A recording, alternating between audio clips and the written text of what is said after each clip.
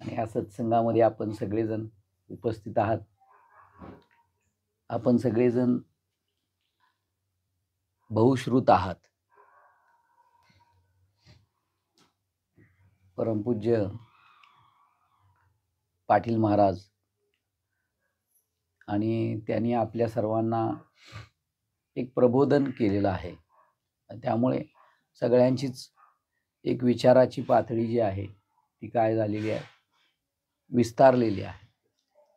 आणि त्यामुळे आपलं पूर्वीचं जे चिंतन होतं आणि आत्ताच्या आपल्या जीवनामधले असलेले चिंतन याच्यामध्ये आपला खूप आता काय झालेला आहे, बदल झालेला आहे. ज्या वेळेला आपण काही आपल्या स्वतःबद्दलचं ज्ञान असतं आपल्याकडे, त्यावेळेला काहीतरी आपल्याला त्याचा बोध होत असतो. कोणता तरी बोध हा आपल्या काही चिंतनामुळे, काही बुद्धीमुळे आपल्याला बोध होत असतो. आता आपल्याला बोध काय आहे किंवा ज्ञान काय आपल्याजवळ, तर आता आपल्याला काहीतरी ज्ञान आहे. त्यालाच अण्णा म्हणतात नेहमी सामान्य ज्ञान. मी त्याला म्हणतो विपरीत ज्ञान. का? पण हे सामान्य ज्ञान सर्वांच्या ठिकाणी आहे. जन्माला आलेल्या माणसाकडे त्याला विपरीत म्हणा किंवा सामान्य म्हणा, पण त्याच्यामुळे परिणाम काय बदल होत नाही. सामान्य म्हटलं काय, तुम्ही त्याला विपरीत म्हटलं काय, परिणाम काय आहे तर अज्ञानच आहे. दोन्ही ठिकाणी विपरीत ज्ञान सुद्धा अज्ञान आहे आणि सामान्य ज्ञान आहे ते सुद्धा अज्ञानच आहे. आणि त्या सामान्य ज्ञानामध्ये आपण जगतो म्हणा किंवा विपरीत ज्ञानामध्ये आपण जगतो. म्हणून झोपलेल्या मनुष्याला काहीच बोध होत नाही. झोपलेल्या मनुष्याला काही बोध होत काय होतो, त्याला ना निंदा आहे ना स्तुती आहे, त्याला ना लाभ आहे ना हानी आहे, ना त्याला सुख आहे ना दुःख आहे, ना त्याला जन्म आहे मृत्यू आहे, ना त्याला बंध आहे ना मुक्ती आहे. पण ही स्थिती जी आहे ही सुषुप्ती अवस्था आहे की ज्याच्यामध्ये कशाचंही भान नाही. पूर्ण गाढ अज्ञान म्हटले त्याला, घन अवस्था सुषुप्ती म्हटले. त्या अवस्थेपेक्षा काहीतरी आपल्याला ज्ञान आहे ही अवस्था चांगली आहे. का? तर काहीतरी समजतंय, याच्यातून आपल्याला योग्य समज देणं हे शास्त्र सद्गुरूंच्या माध्यमातून होत असते. पण काहीच समजत नाही, गाढ झोपलेल्या माणसाला समजवणं फार कठीण आहे. दुसरं झोपीचं सोंग घेतलेल्या माणसाला समजवणं फार कठीण आहे. गाढ झोपलेला आहे त्याला हाका मारून मारून मारून उठवणं आणि मग त्याला बोध करणं त्याच्यापेक्षा काहीतरी समजते, विपरीत का असना, विपरीत का असना काहीतरी समजते. मग काहीतरी समजते, पण ते सुद्धा जे काही अज्ञान आहे ते जर आपण जर स्वीकार केला आणि संतांना जर शरण गेलो तर आपल्याला आपल्या दृष्टीमध्ये, आपल्या ज्ञानामध्ये, आपल्या विचारामध्ये बदल होण्याची शक्यता आहे. आणि त्याच्यासाठी सत्संगाची आवश्यकता आहे. जसं संध्याकाळच्या वेळेला काहीतरी पडलेलं आहे, गाढ अंधार आहे, मग काय पडलेलं आहे समजतच नाही. तसं गाढ झोपलेलं आहे, मग काय त्या ठिकाणी बोधाची व्यवस्थाच नाही. पण काहीतरी पडलेलं आहे, मग काय पडलेलं आहे हे एक स्वप्न अवस्थेसारखं आहे, भास व्हायला लागलाय. त्याच्या ठिकाणी काहीतरी बोधाची व्यवस्था आहे, तिथून काहीतरी जागृती येण्याची व्यवस्था आहे, तिथून योग्य बोधाकडे जाण्याची व्यवस्था आहे. आणि त्याच्यासाठी आपल्याला सत्संगाची आवश्यकता आहे. आणि तो सत्संग काय करतो तर जे काय पडलेलं आहे ते सत्य काय, ते जर त्या ठिकाणी प्रकाशाची व्यवस्था झाली तर त्या ठिकाणी सत्य ही दोरी आहे असं ज्ञान होते. तसं सत्संगामध्ये गेल्यानंतर ज्ञानाच्या माध्यमातून योग्य असा त्या जीवाला किंवा व्यक्तीला बोध प्राप्त झाला तर मग तो मी देह नसून मी जीव नसून मी एक स्वयंप्रकाशमान चैतन्य आहे, अशा पद्धतीचा उदय, विचाराचा उदय, त्याला काय म्हणायचं, विचार चंद्रोदय. आता चंद्रोदय झाल्यानंतर काय लगेच पौर्णिमा होते का ना? तू पौर्णिमा, मी कला, मी कला आहे, निदान कला तरी आपण प्राप्त करूया, मग हळूहळू चिंतनानं पौर्णिमेकडे जाता येईल. म्हणून विनयानंदांनी आमच्या आश्रमाचं जे बोधवाक्य लिहिलं त्याच्यामध्ये विनयानंद म्हणतात, शुद्ध, स्थिर, व्यापक आणि परिपूर्णता. परिपूर्ण असलेलं ब्रह्म अज्ञानी जीवाला एकदम लक्षात येत नाही. कसं येणार?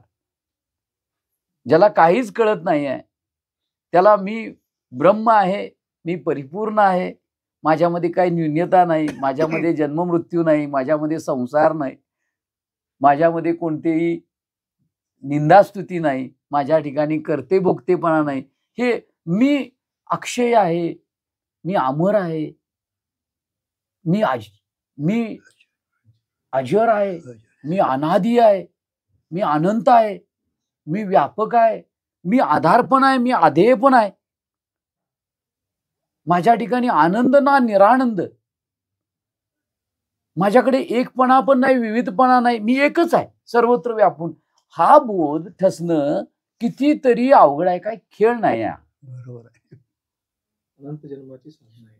म्हणून पहिल्यांदा शुद्ध व्हा म्हणून सांगितले. भावे गावे गीत शुद्ध करून या चित्त, तुझ व्हावा आहे देव तर हा सुलभ उपाय. आता शुद्ध चित्त म्हणजे काय, तर आपल्याला बऱ्याच जणांनी आपण चिंतन केलेलं आहे. पण शुद्ध चित्त ज्याला ईश्वरा वाचून काही जे आणि लानेच नाही, ते एकच बुद्धी पाहे अर्जुना जगी म्हणजे. ज्याच्या बुद्धीला एका ईश्वरा वाचून कशाचाही संकल्प होत नाही, निश्चय होत नाही, त्या तत्वाशिवाय कशाचाही बोध होत नाही, सुचत नाही, पटत पण नाही, त्याला शुद्ध बुद्धी म्हटलं. आणि ज्याच्या चित्ताला त्या तत्वाचं चिंतन लागलेलं आहे ते शुद्ध चित्त आहे. ज्या मनामध्ये त्याचाच संकल्प होतोय, देवा माझे मन लागो तुझ्या चरणी, ते शुद्ध मन आहे. आणि ज्याच्या अहंकारामधलं देहांकार गळून पडलेला आहे आणि त्या देहांकार जाऊन तुझ्याच सत्तेनं माझं अस्तित्व आहे, किंबहुना माझं अस्तित्वच नाही, तुझंच अस्तित्व माझ्या रूपानं या ठिकाणी प्रगट आहे, अशा पद्धतीचा ज्याचा अहम शुद्ध झालाय. आणि त्याच्या खाली येऊन जर सांगायचं म्हटलं ज्ञानाच्या पातळीवरचं आहे, तर सामान्य जीवाच्या पातळीवरचं ज्याच्या चित्तामधली विषयासक्ती कमी झालीये बस.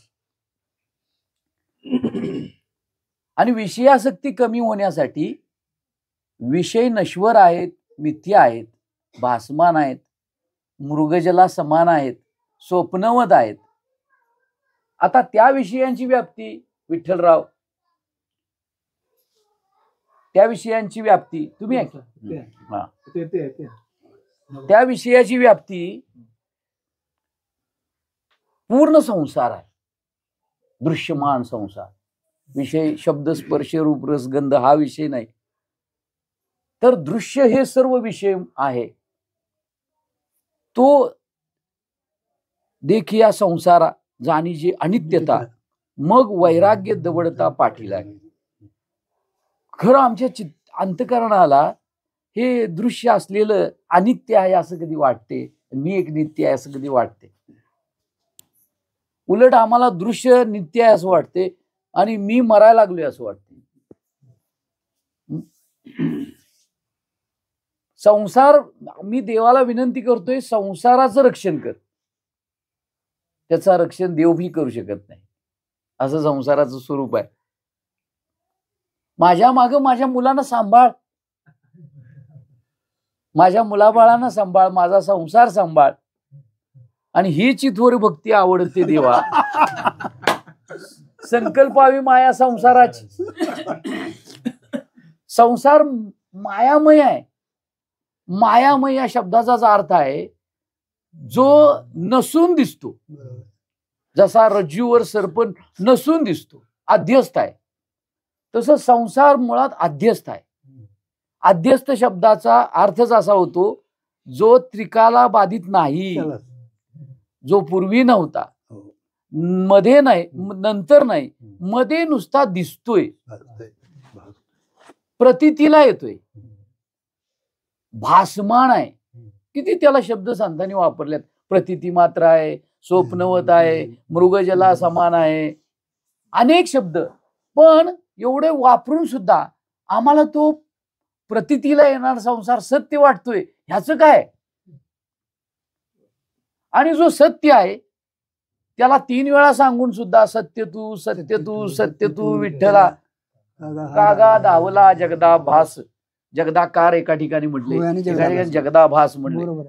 जगदा जे सत्य आहे तो विठ्ठल आहे आणि जे भास आहे ते जग आहे. आता आम्हाला जग सत्य वाटते का विठ्ठल सत्य वाटते हा एक प्रश्नच आहे. आता पांडुरंग पंढरपुरामधला सत्य वाटतो असं जर म्हटलो तर जेव्हा नव्हते चराचर तेव्हा होते पंढरपूर. ज्यावेळेला चराचरच नव्हते त्यावेळेला ते पंढरपूर कसे होते? जेव्हा नव्हती गोदा गंगा तेव्हा होती चंद्रभागा. हा एक प्रश्न चिंतनाचा आहे. आणि म्हणून चराचर नव्हतं त्यावेळेला आमचा जो पांडुरंग होता तो कसा होता?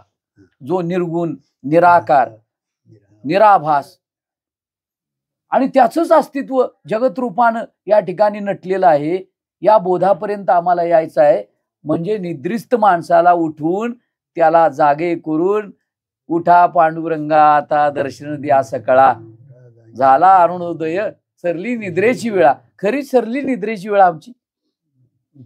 काकडा आरत्याला म्हटली आम्ही हो, पण काकडा शब्दाचा अर्थ आहे की ज्या ठिकाणी जीवाचा वाकुडपणा संपतो त्याला काकडा म्हटले. वाकुडपणा जीवाचा संपल्यामुळे तो जीव आपल्या अधिष्ठानाशी एकरूप होतो त्याला काकडा म्हटलेला आहे. पहाटेच्या वेळेला ज्या वेळेला ज्योत पेटवली जाते त्या ज्योतीच्या प्रकाशामध्ये काही दिसायला लागतं, तसं अंतःकरणामध्ये असलेल्या अज्ञानाच्या ठिकाणी ज्ञान ज्योत ज्या वेळेला पेटली जाते त्यावेळेला जीवाचं सत्य स्वरूप समजायला लागतं. त्या सत्य स्वरूप समजणं, जीव नसून मी अधिष्ठान चैतन्य आहे असं समजणं, याला काकडा म्हटलेला आहे. आम्ही कोणता काकडा करतो? म्हणून वाच्यार्थानं काकडा आणि लक्ष्यार्थानं काकड्याचा अनुभव घेणं हे अभिप्रेत आहे संतांना. जीवाचं जीवाभास चिदाभास मावळून जीवाला आपलं अधिष्ठान कूटस्थ त्याच्याशी ऐक्य होणं हे अभिप्रेत आहे संतांना. आणि म्हणून त्यासाठी दीपोत्सव आहे. त्यासाठी म्हणून जीवाचं प्रक्षालन, जीवावर असलेलं मल विक्षेप आणि आवरण याचं क्षालन करून जीवाला मी असत जड दुःखरूप असा जो काय झालेला आहे आरोप झालेला आहे. चिदाभास त्या ठिकाणी चिदाभासानं काय केलेलं आहे? या असत जड दुःखरूपाशी तादात्म्य पावलेला आहे. जडाशी तादात्म्य पावलेला आहे, देहाशी तादात्म्य पावलेला, इंद्रियांशी तादात्म्य पावलेला, जगाशी तादात्म्य पावलेला, विषयांशी तादात्म्य पावलेला. त्यानं या सगळ्यांशी तादात्म्य हळूहळू विचारानं काय करायचंय? खंडन करून मी माझं जे सत्य स्वरूप आहे त्याकडे दृष्टी जाणं. आता आमची ही जी वृत्ती आहे ती आता जडताशी तादात्म्य पावली. वृत्ती आणि वृत्ती कशाचं कार्य आहे? तर वृत्ती अज्ञानाचं कार्य आहे. पण वृत्तीला अधिष्ठान कोण आहे? तर अंतःकरण. वृत्तीला अधिष्ठान अंतःकरण आणि अंतःकरणाला अधिष्ठान कोण आहे? अज्ञान. अज्ञानाला अधिष्ठान कोण आहे? तर कूटस्थ. तर कूटस्थाच्या सत्तेवर अज्ञान निर्माण झालं आणि अज्ञानाच्या सत्तेवर अंतकरण हे कार्य आहे. अंतकरणाचं दुसरं कार्य आहे ती वृत्ती. म्हणून आमचं जे मूळ ज्ञान होतं ते मूळ ज्ञान ज्या वेळेला काय झालं, झाकलं गेलं, कशाच्या, स्वमायेनं वेटाळलं गेलं. कारण का, चैतन्याच्या सत्तेवर एका कल्पित अंशावर काय निर्माण होते, अज्ञान म्हणजे माया. अज्ञानाचं दुसरं नाव माया. आता या मायेमध्ये किती गोष्टी आहेत, तर मायेमध्ये 36 गोष्टी आहेत. आहे की नाही? ते ज्ञानेश्वरीच्या 13व्या अध्यायामध्ये तुम्ही चिंतन करा. काय काय त्याच्यामध्ये सांगून जाऊया, म्हणजे माझी उजळणी होईल. हा, पंचमहाभूत, बुद्धी, अहंकार, अव्यक्त. किती झाली? नाही, पंचमहाभूत, बुद्धी, अव्यक्त आणि अहंकार 8 झाले. 8. आता त्याच्या पुढे पंच कर्मेंद्रिय, पंच ज्ञानेंद्रिय, त्यांचे विषय 5-5. किती झाले? 28 झाले. आता त्याच्यामध्ये इकडे बुद्धी आहे. आता मन आलं. मन, त्यानंतर इच्छा, धृती, त्यानंतर इच्छा, धृती, राग, द्वेष, चेतना, 34 झाली. अजून त्याच्यामध्ये 2 जण आहेत, 3 जण.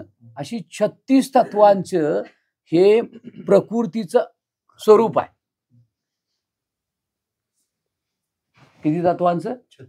36 तत्वांचा. आणि 37वा जो आहे तो ह्या 36चा जाणता आहे. 37वा जो जाणता आहे या 36 तत्वाला. मग ह्या मायेमध्ये जे राग आहे, द्वेष आहे, इच्छा आहे, सुख आहे, मन आहे, बुद्धी आहे, हे सगळे त्या मायेसारखे जड, मूड, अचेतन आहेत. तिला स्वतःची सत्ता नाही. ती सत्ता एकाची घेते आणि त्या सत्ता घेऊन मग हे जगत जे आहे ती प्रसवते. त्या मायेमध्ये ज्या शक्ती आहे त्या शक्ती, ह्या 2 शक्ती आहेत, एक विद्या आणि एक अविद्या. विद्येमध्ये प्रतिबिंबित झालेल्या चैतन्याला ईश्वर ही संज्ञा आहे आणि अविद्यामध्ये प्रतिबिंबित झालेल्या चैतन्याचं जीव ही संज्ञा आहे. आता हा जीव अविद्याग्रस्त असल्यामुळे तो स्वतःला काय म्हणतो, मी, त्या ठिकाणी त्याला आभास निर्माण होतो. तो आभास त्या ठिकाणी निर्माण होतो आणि मग तो आभास काय करतो, तो स्वतःचं अस्तित्व विसरतो. का? तर अविद्याग्रस्त झाला. तोच जीव जर बोधानं काय झाला, ईश्वर झाला, त्या ठिकाणी की बाबा मी सुखी दुःखी, करता भोगता, पापी पुण्यवान असा नसून मी कसा आहे, मी या सर्वांचा जाणता आहे, मी या सर्वांचा जाणता आहे. तर तो काय होईल, ईश्वर होईल. ईश्वर होईल. ईश्वर कशाचं? ईश्वरला उपाधी काय आहे, सर्वज्ञ, सर्वशक्तिमान, त्यानंतर नियंता, सर्व साक्षी, किंवा उत्पत्ती स्थिती लय करता इति ईश्वर. इति उत्पत्ती स्थिती लयकारक इति ईश्वर. मग आता हे जीवाची जी घसरण आहे ती म्हणजे मूळ जीव हा जो कोण आहे, आपण सर्वजण ते कसे आहोत, आपण ब्रह्मरूप आहोत. एक हरी आत्मा जीव शिव सम. एकच तत्व ईश्वर रूपाने आहे आणि एकच तत्व ते जीव रूपाने आहे. पण तत्वाच्या ठिकाणी काय झालेलं नाही. कुठे झालं मग ते, तर त्या तत्वाला जशी उपाधी मिळाली तसं ते भासायला लागले. जशी उपाधी मिळाली तसं ते प्रतीतीला यायला लागले, भास व्हायला लागलाय. जसं पाणी हे कसं आहे, त्या मूळ पाण्याला कशी चव कोणती नाही, पण जसं त्याला उपाधी मिळेल, तुरट, खारट, तिखट, त्यानुसार काय होते, त्याला ते प्रतीतीला येते. पण पाण्यामध्ये काय वस्तुतः बदल होत नाही. मग तसं मूळचं आपलं जे ज्ञान आहे ते ज्ञान उपाधीच्या माध्यमातनं परिणाम पावल्यासारखं भासायला लागले. उपाधीची जशी उपाधी घेतली तसं भासमान होते. जसं आपण आकाशामधला सूर्य आहे आणि आकाशातल्या सूर्यानं बादल्यांची काय घेतली, उपाधी घेतली, किंवा त्या जलाची उपाधी घेतली. मग सूर्यामध्ये काय बदल झालाय का? काय झालेला नाही. पण बादलीमधलं पाणी जसं आहे तसं बघणाऱ्याला काय वाटते की सूर्य किंवा ते बिंब काय झालं, अस्थिर झालं, गढुळलं, चंचल झालं, असा कुणाला भास व्हायला लागलेला आहे? मूळ बिंबाला नाही, तर त्या बादलीतल्या प्रतिबिंबालाही भास होत नाही, ना बिंबाला भास होत नाही, तर त्या बघणाऱ्याला जो त्रयस्थ आहे त्याला मात्र त्याची दृष्टी योग्य नसल्यामुळे काय होते. मग आपल्या ठिकाणी हा जो दृष्टांत आहे तो कसा लावायचा, तर ते बुद्धीला भास मानवायला लागले. बादलीतलं पाणी म्हणजे बुद्धी, अंतकरण. का तर आतलं जे प्रतिबिंब आहे ते मुळातच त्या ठिकाणी अस्तित्व आहे का हो त्याचं? चिदाभास आपण ज्याला म्हणतो, ते प्रतिबिंबित झालेलं जे बिंब आहे ते मुळात त्या ठिकाणी आहे का? पाण्यामध्ये सूर्य पडला जर असता त्या ठिकाणी तर काहीतरी त्याच्यामध्ये परिणाम झाला असता. पण वेदांतामध्ये यांना परिणामवाद स्वीकारलेलाच नाही. खंडित आहे. का खंडित आहे? तर दुधाचं दही झाल्यानंतर त्या दूध होत नाही. तसं आत्म्यामध्ये काही जर विकार झाला असता, परिणाम झाला असता, तर मूळ स्वरूपाला आत्मा प्राप्त झाला नसता. मग आरंभवाद सुद्धा खंडित आहे. कारण काय सांगितलं, आरंभवादामध्ये अनेक कारणापासून एक कार्य निर्माण झाले. पण त्या ठिकाणी शास्त्रकार म्हणतात कारण अनेक नाहीतच, एकच कारण आहे. त्याच्यापासून जे कारण निर्माण होते ते जर मूळ कारणापासून कार्य निर्माण होते, ते मूळ कारणापासून जर विभिन्न असतं, वेगळं असतं, तर आम्ही तुमचा आरंभवाद स्वीकारला असता. पण आमचं कार्य जे आहे ते कारणासारखंच आहे. प्रश्न मनात निर्माण होईल की कार्य कारणासारखं कसं आहे? कारण कार्यामध्ये कारणच दडलेलं आहे, कारणच नटलेलं आहे. फक्त आम्हाला पाहण्याची ती दृष्टी नाही आहे, आम्हाला दृष्टी नाही आहे. सोनच अलंकार रूपानं नटलेलं आहे. घृताचे थिजलेपण न मोडता घृतची जाण, घृताचं थिजलेपण न मोडता. म्हणून त्या ठिकाणी आरंभवाद पण खंडित आहे. आता एकच सोने आहे आणि तेच नटलेलं आहे ना अलंकार रूपानं, तसं एकच ब्रह्म जगामध्ये समजणं हे काय सोपं आहे काय? हे सोपं नाही आहे. म्हणूनच संतांनी सांगितलं की बहुनाम जन्मनाम अंते ज्ञानवान्मा प्रपद्यन्ते वासुदेव सर्वमिती स महात्मा स दुर्लभा.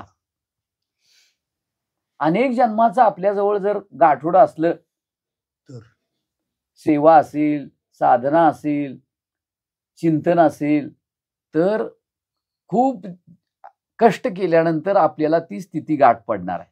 म्हणून संतांनी अजातवाद समजत नाही, अगाजे झालेच नाही त्याची वार्ता. म्हणून संतांनी आपल्याला विवर्त समजावून सांगायचा प्रयत्न करायला की बाबा तुला अजातवाद समजणार नाही, मग या जगताची सिद्धी, चिदाभासाची सिद्धी, तुझ्या ठिकाणी असलेल्या सुखदुःखादी भ्रांतीची सिद्धी, जन्म मृत्यू भ्रांतीची सिद्धी, ही करायची असली तर त्याला विवर्त सांगायला लागतो, एक तू आहेस एक आणि तुला प्रतीतीला काहीतरी वेगळंच यायला लागतं.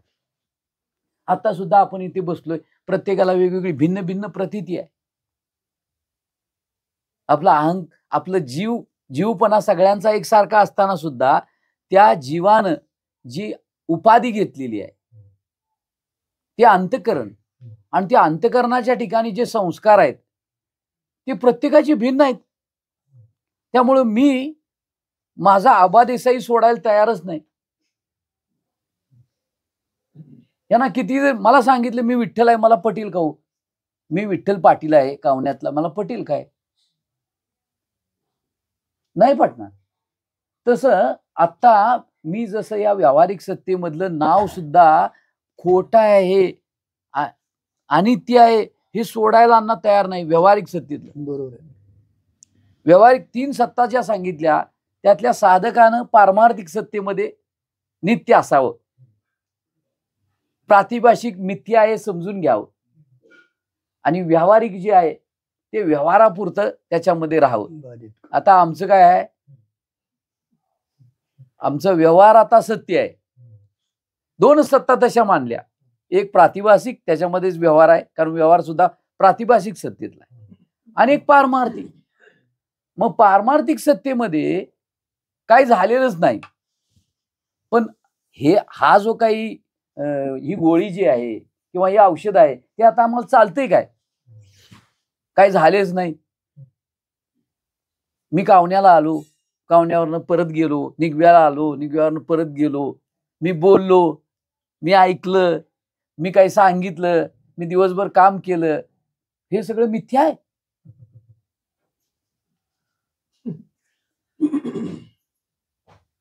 मी मी मी जन्माला आलो हे मिथ्या आहे का? मी आता म्हातारपणाला लागलोय किंवा मी आता मृत्यूकडे निघालोय हे मिथ्या आहे. म्हणजे याचा अर्थ जे नित्य आहे, ज्याला आम्ही सत्य तू सत्य तू सत्य तू विठ्ठला, जो तिन्ही काळामध्ये कधी नाश पावत नाही, असं जे माझं स्वरूप आहे ते मी विसरून चिदाभासाच्या माध्यमातनं या देहाची उपाधी मी काय केलेली आहे, स्वीकारलेली आहे, आणि ती काय केली सुटेनाच. अण्णा बोला, 2 मिनिटं बोला, म्हणजे परत पुढे घेतो. आपण देहाची तादात्म्य अनेक जन्माचा आहे. किती जन्म झाला गणित नाही जाताला. अनेक जन्माचे आपले संस्कार घेऊन आपण आलेलो आहे, आणि त्याच्यामुळे लवकर ते जाऊ शकत नाही. झोपे जरी आपल्याला महाराज म्हणून म्हटलं तर होय म्हणून उठतंय का ब्रह्म म्हणून उठतंय. आता ऐकतोय आपण, बोलतोय बी आपण, वेदांतशास्त्र पुष्कळ तर बोलायला शिकलोय आपण, ऐकायला शिकलोय, पण अजून देहात्म बुद्धी गेलेली नाही. का? अभ्यास कमी पडतोय महाराज, आपलं चिंतन कमी पडतंय. आणि आता तरी त्यावर सगळ्या शेरा मारायला जात, नको ब्रह्मज्ञान म्हणतात. 2 दिवसाची वारी झाली की 3ऱ्या दिवशी महाराज होतोय आणि अभंग घेऊच घेतोय, नको ब्रह्मज्ञान निश्चिती भाव. हे सगळे संस्कार बदलायला लागलेत महाराज, आणि आपला संशय जाईना महाराज. त्याला मूळ कारण जर काय, संशय, त्या संशयाला कारण कोण आहे? स्वरूपाचं अज्ञान. आणि त्या मार्गाने जर आपली वाट झाली तर त्याच्यासाठी अगोदर आपली अधिकाराची तयारी व्हायला पाहिजे महाराज. का असं व्हायला नाही? तर आपल्या अधिकाराकडे आपण बघणं हवे, आणि त्याच्यामुळे देहात्मबुद्धी आपली जात नाही, जाणंही शक्य नाही. त्याच्यासाठी श्रवण मनन निधी परिपाक अवस्था व्हायला पाहिजे, तरच हे घडेल. म्हणून आपल्याला सातत्यानं संतांचा सहवास असणं, कथनम तत्चिंतनम तत्प्रबोधन, ह्या वाटेतून जर आपण गेलो तर एक दिवस कधीतरी आपल्याला याचा प्रसाद मिळेल आहे आज आपल्याला. पण आपला संशय जात नाही, आणि संशयावनी घोर विनाशाची वाघोर. कारण का आपण आताही देखील बघा, आता आपण कीर्तन प्रवचन करून येतोय जातोय की नाही, हा ब्रह्म म्हणून येतोय परत का आहे तसंच म्हणून येतोय परत, बोलतोय ब्रह्मज्ञान, पण देहातून बुद्धी का जायत नाही हो? आपण त्या रूटणार जाईना झाले.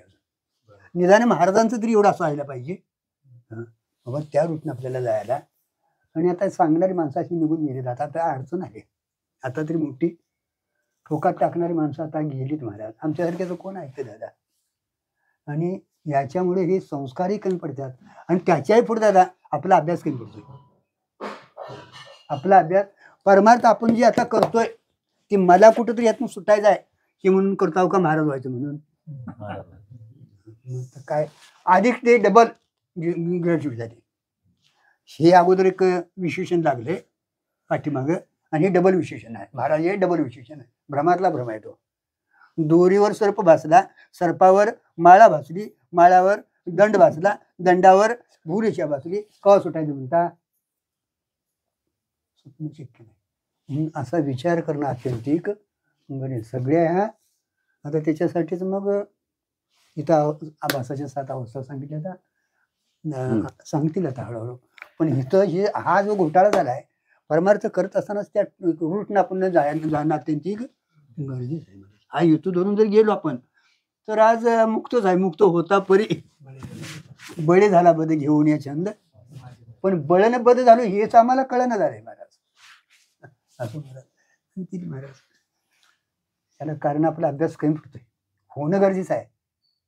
होणं गरजेचं आहे. त्याच्यासाठीच मनुष्य जन्म आहे. नाही साधू संतांनी जी दिले ते केवळ तेवढ्यासाठी झाले. पोट भरण्यासाठी नाही, पोट जाळायसाठी. पोट भरण्यासाठी नाही, पोट कारण का या पोटा कारणे गा झालो पांगीला जना नसरेची माय बाप भिके नाही खंडना पुढार म्हणती एक तया नाही करुणा स्वान हे लागे पाटी अशा बहु दारुणा. त्याला कारण सुचवतं ते जोपर्यंत होत नाही आपल्या ठिकाणी, जोपर्यंत तो भाव तयार होत नाही तोपर्यंत साधना होत नाही महाराज. साधनेच अजून कुठेतरी आपण अपूर्ण पडतो. म्हणून ही साधनेचा क्रम तिने सांगितला. म्हणून या ठिकाणी आपलं जे स्वरूप आहे मूळ, हो हो, त्याला प्रत्येगात्मरूप म्हणतात. बस. आणि ते आपलं स्वतःचं मूळ स्वरूप आहे प्रत्येगात्मरूप. त्या प्रत्येगात्मरूप हा एक पारिभाषिक शब्द आहे. त्या प्रत्येगात्माला जर समजून घ्यायचं असलं तर प्रत्येक आत्मा, प्रत्येक आत्मा म्हणजे काय? प्रत्येकामध्ये व्यक्तीमध्ये असलेलं जे चैतन्य आहे, जे चेतनता आहे, जे आत्मरूप आहे, किंवा त्याला तुम्ही म्हणता कूटस्थ रूप. आता हा जो कूटस्थ आहे किंवा जो प्रत्येक आत्मा आहे तो मूळ जे ब्रह्म आहे त्याच्या दोघांचं ऐक्य आहे. त्यालाच आपण काय म्हणतो? मुख्य समान अधिकरण. मुख्य समान अधिकरण एवढं पर्यंत मला वाटते बऱ्याच जणांनी तुम्ही हे सगळं ऐकलेलं आहे. आता काय याच्यामध्ये सांगायला नको की ब्रह्म आणि प्रत्येक आत्मा याच्यामध्ये मुख्य समान अधिकरण आहे, एवढं ऐकलेलं आहे. आता जो मुख्य आहे ते म्हणजे ब्रह्म आहे. त्याचंच देहामध्ये असलेलं अस्तित्व त्याला कूटस्थ असं म्हटलेलं आहे. आता हा एक कूटस्थ आहे की जो ब्रह्मासारखाच आहे, पण कूटस्थ ब्रह्मरूप असून तो जसा सत्य आहे तसा हाही सत्यच आहे. तो जसा चित आहे तो हा सुद्धा कसा आहे? चितच आहे. आणि तो आनंद रूप आहे आणि हाही कसा आहे? आनंद रूप आहे. आता हा प्रत्येक आत्मा म्हणजे माझं अस्तित्व, मीच अस्तित्व, या व्यक्तीमधलं, या शरीरामधलं अस्तित्व तो ज्ञानरूप आहे आणि मी कसा आहे? अज्ञानरूप आहे. काय ज्ञानरूप आहे? काय आपला निर्णय काय आहे? बुद्धी निश्चय आत्मज्ञान. मग काय निश्चय आहे बुद्धीचा? तो ज्ञानरूप आहे. तो आणि हा, तो ज्ञानरूप आहे आणि हा अज्ञानरूप आहे. नाही, बरवा कधी होणार? तो आणि हा जर जमला तर बरवा, नाहीतर मग गिरवा. गिरवा म्हणजे तेच म्हणायचं. तो हा आता अनेक वेळा म्हटलं तेच, हो तो हा विठ्ठल बरवा, पण तो आणि हा बरवा आहे, एक आहे, हे अजून न समजल्यामुळं आपल्याला गिरवायचं चालू आहे. गिरवायला कधी लागते? ज्यावेळेला कळत नाही त्यावेळेला गिरवायला लागते. गुरुजी काय म्हणतात? हा आता ते अक्षर काढले की नाही ते गिरवा तुम्ही. आणि ज्याला ते अक्षर कळालं त्याला गिरवायला सांगत नाहीत, त्याला सांगतात ते काय उभा एक काढायला सांगत नाहीत त्याला. असं कळलं की तसं इशारे से समजता है उसको देवता कहते. संतांनी इशारा केला तो हा विठ्ठल बरवा, पण इशारा कळाला कुठे? मग इशारे से समजता है उसको देवता का? आमचं अंतकरण देवता झालेलं नाही अजून. कहने से समजता है उसको मानव कहते. आता कहने से समजता है उसको मानव कहते, इशारे से समजता है उसको देवता कहते. इशारा काय केला? ब्रह्मसत्य जगन मिथ्या जीवो ब्रह्मेव नापरा. इशारा झाला, मग कळाला. म्हणते ब्रह्म नाहीच, असतापादक किंवा अभानापादक ब्रह्म नाहीच, आणि असलं तर कुठे दिसत नाही. तसं मी ब्रह्म आहे नाहीच, आणि असलं तर मला अनुभवाला येत नाही. हे दोन्ही आवरण आमच्याकडे अज्ञानाची आहेत सगळी. मग इशारा कळाला नाही म्हणून सांगायचं चालू आहे. मग आता सांगितलेलं कळतंय त्याला मानव म्हणतात. म्हणून घरामध्ये आपण ज्यावेळेला रागवतो, मुलांना म्हणतो, अरे तू माणूस आहेस का जनावर आहेस? का? ज्याला सांगून समजत नाही त्याला जनावर म्हणतात. म्हणून महाराज म्हणायचे विनयानंद, कहने से समझता है उसको मानव कहते और डंडे से समझता है उसको जानवर कहते. मग आता निदान त्याला दांडकं घेतल्यावर तरी समजते. याला दांडकं काढलं, चोपून काढला, सांगून बघितलं, इशाऱ्यानं सांगितलं तरी ह्याच्यामध्ये अजून काही पीळ जो आहे की नाही, पीळ पडलेला काही निघेनाच अण्णा, कठीण आहे. मग महाराज मला म्हटले एकदा, आबा म्हटले तुम्हाला सांगून समजते म्हणजे तुम्ही मानवायचा, इशाऱ्यानं कधी कळणार? मग कारण तुम्हाला देवता व्हायचंय ना, आणि देवता शब्दाचा अर्थ असा आहे जो स्वयंप्रकाशमान आहे. कारण देवता शब्दाचा अर्थ आहे प्रकाश. मग प्रकाश कसा आहे? एक स्वयंप्रकाश, एक परप्रकाश, त्याला जड प्रकाश म्हणतात, विकारी प्रकाश आणि अविकारी प्रकाश.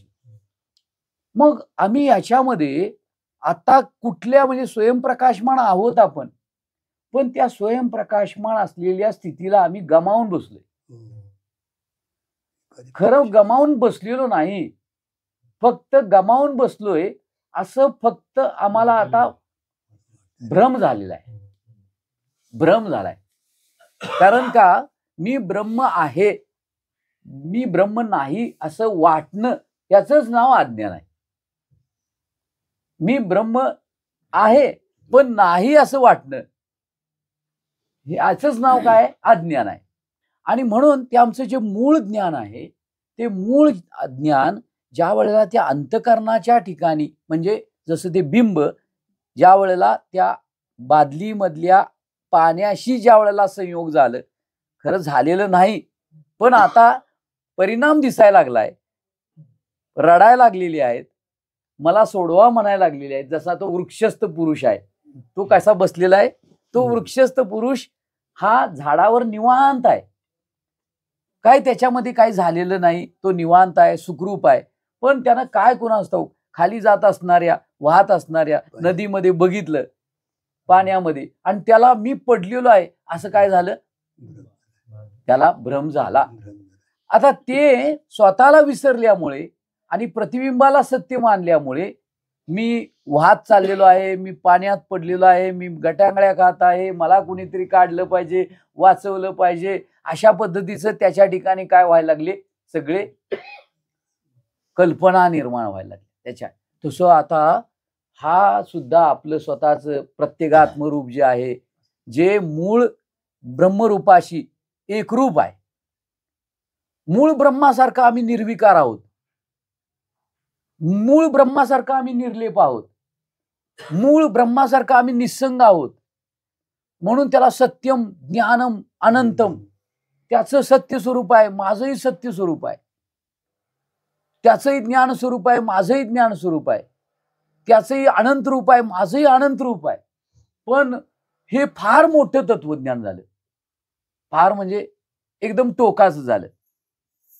निदान त्यानं आपल्या आत्ता देहामध्ये असलेलं जे ज्याला काय म्हणूया ज्ञानस्वरूप आहे किंवा आनंद स्वरूप आहे, हे जरी समजून घेतलं तरी पुरेसं आहे.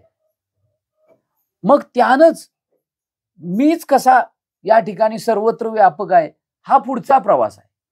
पहिल्यांदा व्यतिरेक न्यायानं सर्वांचा बाध करून आपल्याला स्वतःचं काय करायचं आहे, चेतनत्व जे आहे, ज्ञानरूपता जी समजून घ्यायची आहे. आणि मग अन्वय न्यायानं आपल्याला सर्वत्र मीच कसा व्यापक आहे हे समजून घ्यायचं आहे. आणि हा अभ्यास हा शास्त्रकारांनी जरी सांगितला तरी तो आपल्याला स्वतःलाच करायचा आहे. आता किती आपण अभ्यास करतोय त्याच्यावर त्याचा आपल्याला काय होणार आहे, फायदा होणार आहे किंवा त्याचं फलप्राप्ती होणार आहे. म्हणून या ठिकाणी कूटस्थ जो आहे त्याला प्रत्येगात्मरूप आहे आणि चिदाभास आहे. ह्या दोघांचा जर आपण संबंध समजून घेतला आणि त्याच्यामधला खरा कोण आहे आणि खोटा कोण आहे हे जर समजून घेतलं तर आपल्याला फार मोठा लाभ होणार आहे. कोणता लाभ होणार आहे तर ज्याला शास्त्रकारांनी सांगितलं आत्यंतिक दुःख निवृत्ती आणि परमानंदाची प्राप्ती. आता दुःख काय आहे आपल्याला, नाही आत्म्याच्या ठिकाणी दुःख आहे का, का नाही सर सांगा, आत्म्याच्या ठिकाणी दुःख का नाही? असं नाही हो सर, आत्मा सच्चिदानंद रूप आहे ना, मग त्याच्या ठिकाणी दुःख कसं असेल? मग दुःख कुणाच्या जवळ आहे? नाही, दुःख कशाचं आहे? जन्म मृत्यूचं दुःख आहे. कसलं दुःख आहे त्यावेळेला? दुःख कसलं आहे आपल्याला? तर 3 दुःख आहेत म्हणा, आदिभौतिक, आध्यात्मिक आणि आदिदैविक. 3 दुःख आहे, आध्यात्मिक, आदिभौतिक आणि आदिदैविक. मग ही दुःख कुणाची आहेत? दुःख कुणाची आहेत? शरीराची आहेत, मनाची आहेत, बुद्धीची आहेत. ही दुःख यांची आहेत हो, मायेतली आहेत. देह मायेतला आहे, दुःख मायेतली आहेत. आणि मी कसा आहे? मायातीत आहे. मग आता मला दुःख कशाचं आहे? मला भ्रांती कशाची? आता मला अडचण काय आहे? दुःख देहाची आहेत आणि देह तर मी नाही, मी आत्मरूप आहे. मग हो हो हो हो हा, मग नाही असं नाही, असं आपण सगळ्यांनी मिळून अभ्यास करायचा. होय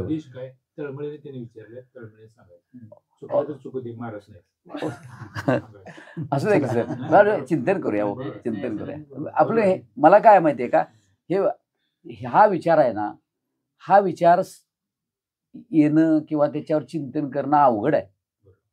का अवघड आहे तर आपण दररोजच्या व्यवहारामध्ये या संसारामध्ये अडकलेलो असतो. त्यातनं मन बाजूला काढणं आणि मी आत्मरूप आहे, मला जन्म मृत्यू नाही, मला दुःख नाही, हे विचार दिवसातनं एक वेळ सुद्धा येत नाही सर. आणि नित्य नित्य ज्याला ही चिंतन आहे, नित्य अनुसंधान आहे, तो विरळा आहे, तो विरळा आहे. कारण काय माहितीये का, सांगणारा सुद्धा त्या स्थितीमध्ये असत नाही. मग ऐकणारा कसा असणार? सांगणारा जर त्या देहावर येऊन सांगत असेल आणि ऐकणारे तर देहावरच असतात. आता याच्या देहाचा बाध झालेला नसल्यामुळे त्याच्या देहाचा बाध करणं याचं काम नाही हो, एवढं सोपं नाही. हा जर घट होऊन सांगत असेल आणि तो जर घट होऊन ऐकत असेल तर त्याला किती जरी सांगितलंस तुम्ही की तुला जन्म मृत्यू नाही, तर म्हणतोय मी आता म्हातारा झालो, आता आमचं किती दिवस राहिल्या.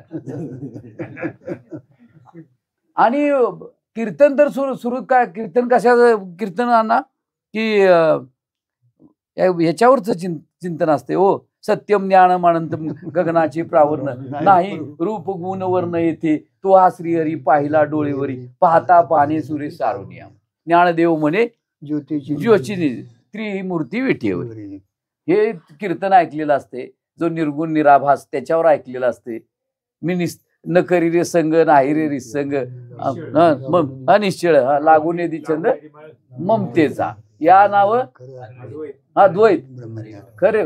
म्हणजे ज्या ठिकाणी निसंगता नाही, काय आहे न करी रे संग, हो म्हणजे निसंग राहा. हा, मग आता निसंग ब्रह्म जर आहे तर संग कुणाचं करणार? कारण सर्वत्र ब्रह्म आहे, मग काय संग करणार? मग कसं ब्रह्म संग करणार? त्या निसंग सुद्धा म्हणायचं अवघड आहे तिथे. निसंग कसं होणार? जर सर्वत्र एकच आहे तर तो संग कुणाचा करणार आणि निसंग कुणाचा होणार? तिथं द्वैतच नाही तर अद्वैताची भाषा कुठे चालणार? पण तिथं तिकडे जाणं फार अवघड आहे हो, फार अवघड आहे. म्हणून आपण पहिल्यांदा आपलं स्वतःच स्वरूप आता समजून घेऊया. बरोबर, आपली काय प्रक्रिया घडायला लागली ते समजून घेऊया. आता मी विषय सुरुवात काय केला होता की तो जो आहे तो आणि हा याचा विषय चालला. तो जो आहे तो पांडुरंग परमात्मा.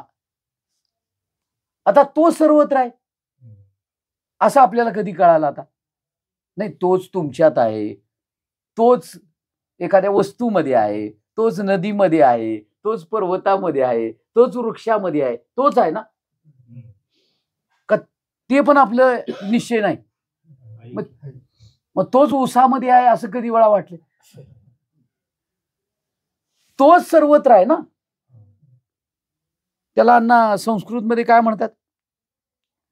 संस्कृतमध्ये सर्वम खल्विदम ब्रह्म, सर्वम खल्विदम, तोच सर्व खल नटलेला आहे. असं दिवसातनं किती वेळा वृत्ती आली? तो सर्वत्र आहे, तो सर्वत्र आहे हे जरी कळालं, पण पहिल्यांदा तो सर्वत्र आहे कळणं, निदान तो माझ्यात आहे एवढं तरी कळू दे, तो शेजाऱ्याच्यात आहे ते तरी कळू दे, तो माझ्या पत्नीमध्ये आहे, मुलामध्ये आहे. खरोखर आम्ही लोकांशी वागत असताना, प्राण्यांशी वागत असताना, पक्ष्याकडे बघत असताना तोच त्याच्यामध्ये आहे असं बघून वागतो का हो? नाही. म्हणून ते तत्वज्ञान पसरायला अवघड आहे. आता फक्त आपल्यातला तो समजून घेऊया, ते पचायला अवघड आहे. ती व्यापक दृष्टी ती येणं फार अवघड आहे. कारण का आपण कुत्रं बघितल्यानंतर त्याला भाकरी नरड्याला टोचेल म्हणून काय त्याला तूप घालून नामदेवासारखं आपण त्याच्या मागे जाणार नाही. काय जाणार आहे? एवढी आहे तयारी आपली? गंगेचं पाणी आणलेलं गाढवाला पाजणार आपण? हरिजनाच्या मुलाला उचलून घेणार आपण? एवढी तयारी आहे आपली? नाही आहे. वर काय तेवढाला खर खोटं कशाला सांगायचं? आपली एवढी तयारी नाही आहे, पण तेवढी तयारी करायला पाहिजे, व्हायला पाहिजे, तेवढी तयारी व्हायला पाहिजे. म्हणून शंकराचार्यांचा दृष्टांत फार महत्वाचा आहे. ते शंकराचं दृष्टांत काय? ते शंकराचे चालले होते आणि भगवान शंकरांनी रूप घेऊन म्लेच्छाचं काशीच्या घाटावर, आणि ते म्हटले अरे विटाळ होईल, म्हटले दूर हो. त्या वेळेला सांगितलं अरे कुणाचा विटाळ, कुणाला विटाळ होणार? सर्वत्र एक तर तो भरलेला आहे तू म्हणतोस, आणि सर्वम खल्विदम ब्रह्म म्हणतोस, आणि विटाळाची भाषा करतोस. म्हणजे त्यांच्या दृष्टीनं ती व्यापकता त्यांच्या दृष्टीनं योग्य आहे, पण आपल्या दृष्टीनं आपले जे कूटस्थ स्वरूप आहे ते आपल्याला समजून घ्यायचं आहे. आता हा कूटस्थ जे आहे तो त्या मूळ बिंबासारखा आहे, मूळ बिंबासारखा आहे. पण तो कूटस्थ ते जे ज्ञान आहे आमचं ते काय झालं? तो कूटस्थ अंतकरणाची ज्या वेळेला उपाधी घेतली, त्यानं अंतकरणाची उपाधी ज्या वेळेला घेतली त्यावेळेला तो मूळ बिंबासारखा दिसायला लागला. मूळ बिंबासारखा दिसायला लागला. पण बिंबासारखा जरी दिसला तरी तो सत्य आहे का मिथ्या आहे हो? म्हणजे बादलीमध्ये पडलेलं चैतन्याचं सूर्याचं प्रतिबिंब ते मूळ बिंबासारखं दिसते ना, दिसते. मग त्याच्यामधलं सत्य कोण आणि मिथ्या कोण? तर आकाशामधला सत्य आणि याच्यामधला मिथ्या आहे. तसं हा कूटस्थ जो आहे तो मूळ बिंबासारखा आहे. कूटस्थ जो आहे तो मूळ बिंबासारखा आहे. आणि तो कसा आहे?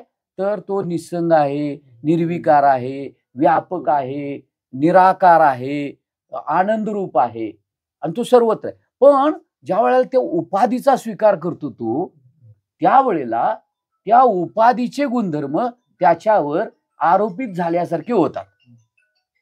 मग एक चैतन्य आहे आणि दुसरं जे आहे ते प्रतिबिंबित चैतन्य, त्याला म्हणायचं आभास. एक मूळ चैतन्य, त्याला काय म्हणायचं कूटस्थ चैतन्य, आणि जे आभासी चैतन्य आहे त्याला काय म्हणायचं, लक्ष द्या इकडे विषय अवघड आहे, तर त्याला म्हणायचं चिदाभास. मग आता जे उपाधीच्या माध्यमातनं जे त्या उपाधीला त्या ठिकाणी दोन आहेत सांगितले, मायेची उपाधी घेतली, एक आहे विद्या उपाधी आणि एक आहे अविद्या उपाधी. आता तो विद्या उपाधीमध्ये प्रतिबिंबित झालेला आहे त्याला काय म्हटलेलं आहे, ईश्वर. मग तो कसा आहे, तर त्या ठिकाणी तो साक्षी आहे, तो करून काय आहे, अकर्ता आहे. तो कसे करतो सर्व, त्याच्या साह्यानं त्याच्या सत्तेवर होतं सर्व, पण तो कशाशीही लिंपायमान होत नाही. मग आता आपण ते आहे का, ते विचार करायचा पहिला. आपण आता दिवसभर होणाऱ्या सुखदुःखामध्ये, लाभहानीमध्ये, निदान होणाऱ्या क्रियेमध्ये करून, आता घरात आता आपण काहीतरी करतो, तुम्ही वैरण आणता, पाणी भरता, मग ईश्वर कोण झाला, नाही ईश्वर कोण झाला असं म्हणतोय, नाही खोटं नाही. अहो तेवढ्यापुरतं तुम्ही ईश्वर झाला की. कसं, तर तुमच्या सत्तेवर प्रकृतीनं कार्य केलं की. मग आता तुमच्या सत्तेवर कार्य केलं का, आणखी कुठली दुसरी लाईट लावली होती, नाही. मग आता ज्या वेळेला ईश्वर तुम्ही होणार का जीव, तर ज्या वेळेला तुम्ही म्हटला, तुमची ती ओवी म्हणा की, प्रकृती करे कर्मे त्या मी केली म्हणे भ्रमे, पुढं तया जीव करता या नामे जीव म्हणे, करता या नामे. मग प्रकृतीची कर्मे अंगावर घेतली की तो ईश्वर काय झाला, जीव झाला. असं दिवसात किती वेळा होते, तसंच होते. किती वेळा काय तसंच आहे, तसंच आहे. याचा अर्थ काय झालं, तर आम्ही तो मुख्य जे बिंब आहे त्याला सोडलेच आणि चिदाभासच व्हायला लागलोय सारखा. ईश्वर हा सुद्धा चिदाभासच आहे आणि जीव हा सुद्धा चिदाभास आहे. पण ईश्वर जो चिदाभास आहे, ती उपाधी अण्णा सांगतात, ती उपाधी त्याला बाधत नाही. पण मग आम्हाला आमची उपाधी का बाधा करायला लागल्या, कारण आम्ही ते होईना. मग बघायला पाहिजे ना एकदा तरी दिवसात. आता ही हे बघा, अंगावर घ्यायची सवय लागल्या अनंत कालापासून, अनादी मायेच्या कृपेनं. आणि ह्या मायेच्या कृपेनं आणखीन उपाध्या वाढलेल्या आहेत, मायेच्याच कृपेनं. कारण वेदांत शास्त्रामध्ये जीव अनादी आहे, जगदीश्वर अनादी आहे, जगदंबा अनादी आहे, जीव जीवाचा संबंध, जीव जडाचा संबंध, अशा ज्या काही गोष्टी सांगितल्यात त्या अनादी सांगितल्यात. आम्हाला अभ्यास काय करायचा आहे, तर आम्हाला आता आम्ही जीव आहे का ईश्वर आहे, अहो जीव आहे ना, जीव आहे ना, आपण आता जीव आहे. पण खरोखर आपण जीव तरी आहोत का हो, कारण जीव शब्दाचा अर्थ असा आहे, जीव शब्दाचा अर्थ आहे अंतकरणात प्रतिबिंबित झालेल्या चैतन्याला, अविद्यायुक्त अंतकरणात प्रतिबिंबित झालेल्या चैतन्याला जीव म्हणतात. म्हणजे अविद्यायुक्त अंतकरणात म्हणजे जो स्वतःला स्वतःचं स्वरूप जाणत नाही तो जीव. मग आता आम्ही काय आहोत, जीव आहोत. पण आम्ही कधी विचार केलाय का हो मी जीव आहे म्हणून, म्हणजे मी स्वतःला जाणत नाही, अण्णांकडे जावं किंवा कुठल्या तरी सत्संगाला जावं, ज्ञानेश्वरी काढावी आणि मी जीव कसा आहे, माझं स्वरूप काय आहे ते समजून घ्यावं, असं कधी, म्हणजे मी जीव आहे असं जर म्हटलो तर जाणत नाही. आणि जाणत नाही म्हणजे त्याच्या ठिकाणी कोहम निर्माण झालाय, मी कोण आहे. मग असा तरी भाव आमच्या ठिकाणी आहे का हो, मी कोण आहे म्हणून. दिवसात असा किती वेळा भाव आहे माऊली, नाही आहे. कधी विचार येतोय दिवसात. आमच्या व्यथा भरपूर आहेत दिवसातल्या, खूप व्यथा आहेत, ज्याचा आमच्याशी संबंध नाही त्या व्यथा आहेत आमच्याकडे. काही संबंध नाही आमचा. सरकार आलंय त्याचं काय होईल, मंत्रीपद कुणाला मिळेल, माझं काम होईल का, म्हणजे अशा अनेक गोष्टी. आमच्या वृत्ती किती उमटत आहेत बघायला पाहिजे. काय काय व्हायला पाहिजे. उद्धव ठाकरेंचं काय होईल, राऊतांचं काय होईल, पटोलेंचं काय होईल, अशा वृत्ती उठतात की आबा उठतात नाही उठत नाही असू दे की सगळे असणार सगळ्यांच्या मनामध्ये वृत्ती उठणार असू द्या. मग तो जीव आहे त्या ठिकाणी कोहम निर्माण झाला. मग अंतःकरणात जे साक्षी चैतन्य आहे त्याचं नाव आहे ईश चैतन्य. ऐका सगळ्यांनी. आणि जे अविद्याग्रस्त आहे त्याचं नाव जीव चैतन्य. ते चैतन्य ज्या वेळेला अंतःकरणाच्या ठिकाणी आलं त्यावेळेला त्याला म्हणायचं, हा बोला आता, अंतःकरणाची उपाधी लागली त्याला काय म्हणायचं, हा बरोबर आहे, हा प्रमाता चैतन्य. हा त्यानंतर ज्या वेळेला त्यानं वृत्तीची उपाधी घेतली त्यावेळेला त्याला काय म्हणायचं, प्रमाण चैतन्य. हा ज्या वेळेला त्यानं विषयांची उपाधी घेतली त्यावेळेला त्याला काय म्हणायचं, प्रमेय चैतन्य. ज्या वेळेला प्रमाण चैतन्य आणि प्रमेय चैतन्य एकरूप झालं त्यावेळेला त्याला काय म्हणायचं, फल चैतन्य. अशी आणि एक मुख्य शुद्ध चैतन्य. ही शुद्ध चैतन्य आणि ही 6 चैतन्य, यातली 2 चैतन्य फक्त समजून घ्यायचे आहेत. ही 6 चैतन्य आणि एक शुद्ध चैतन्य, कूटस्थ चैतन्य. आणि अंतःकरणाच्या माध्यमातनं म्हणजे उपाधीच्या माध्यमातनं जी चैतन्य आहेत ती सगळी चैतन्य ही चिदाभास आहेत. ही सगळी चैतन्य काय आहेत, ही सगळी चिदाभास आहेत. आणि एक चैतन्य जे आहे ते शुद्ध चैतन्य आहे. मग आता चिदाभास जो आहे तो कसा आहे, सत्य का मिथ्या आहे, तर मिथ्या आहे. आणि चिदाभासाने केलेला व्यवहार कसा आहे, खोटा आहे. मग खोटा व्यवहार खरा मानून आम्ही जगायला लागलेलो आहे. खोटा व्यवहार खरा मानून त्याचे आमच्यावर परिणाम दिसायला सगळे लागलेले आहेत. मग आपल्याला आता या 2 चैतन्याची फक्त ओळख करायची आहे, एक चिदाभास आणि एक शुद्ध चैतन्य, कूटस्थ चैतन्य. एकदा जर ह्या दोघांचं आम्ही काय केलं, विचारानं बुद्धीनं जर समजून घेतलं की एक यातलं काय आहे, खोटं आहे आणि एक काय आहे, सत्य आहे, हे जर समजून घेतलं तर मग मात्र आम्हाला या चिदाभासाचे जे सगळे गुणधर्म आहेत त्याचा परिणाम आमच्यावर होणार कधी, तर हा चिदाभास आणि चिदाभासाचा व्यवहार म्हणजे हा आबा देसाई आणि आबा देसाईंनी सकाळपासून केलेलं सगळं काम, इकडं आलेलं, बोललेलं आणि गेलेलं मिथ्या आहे असं ज्या वेळेला त्याला कळेल त्यावेळेला त्याला समजायचं की याला चिदाभास काहीतरी कळायला लागलेला आहे.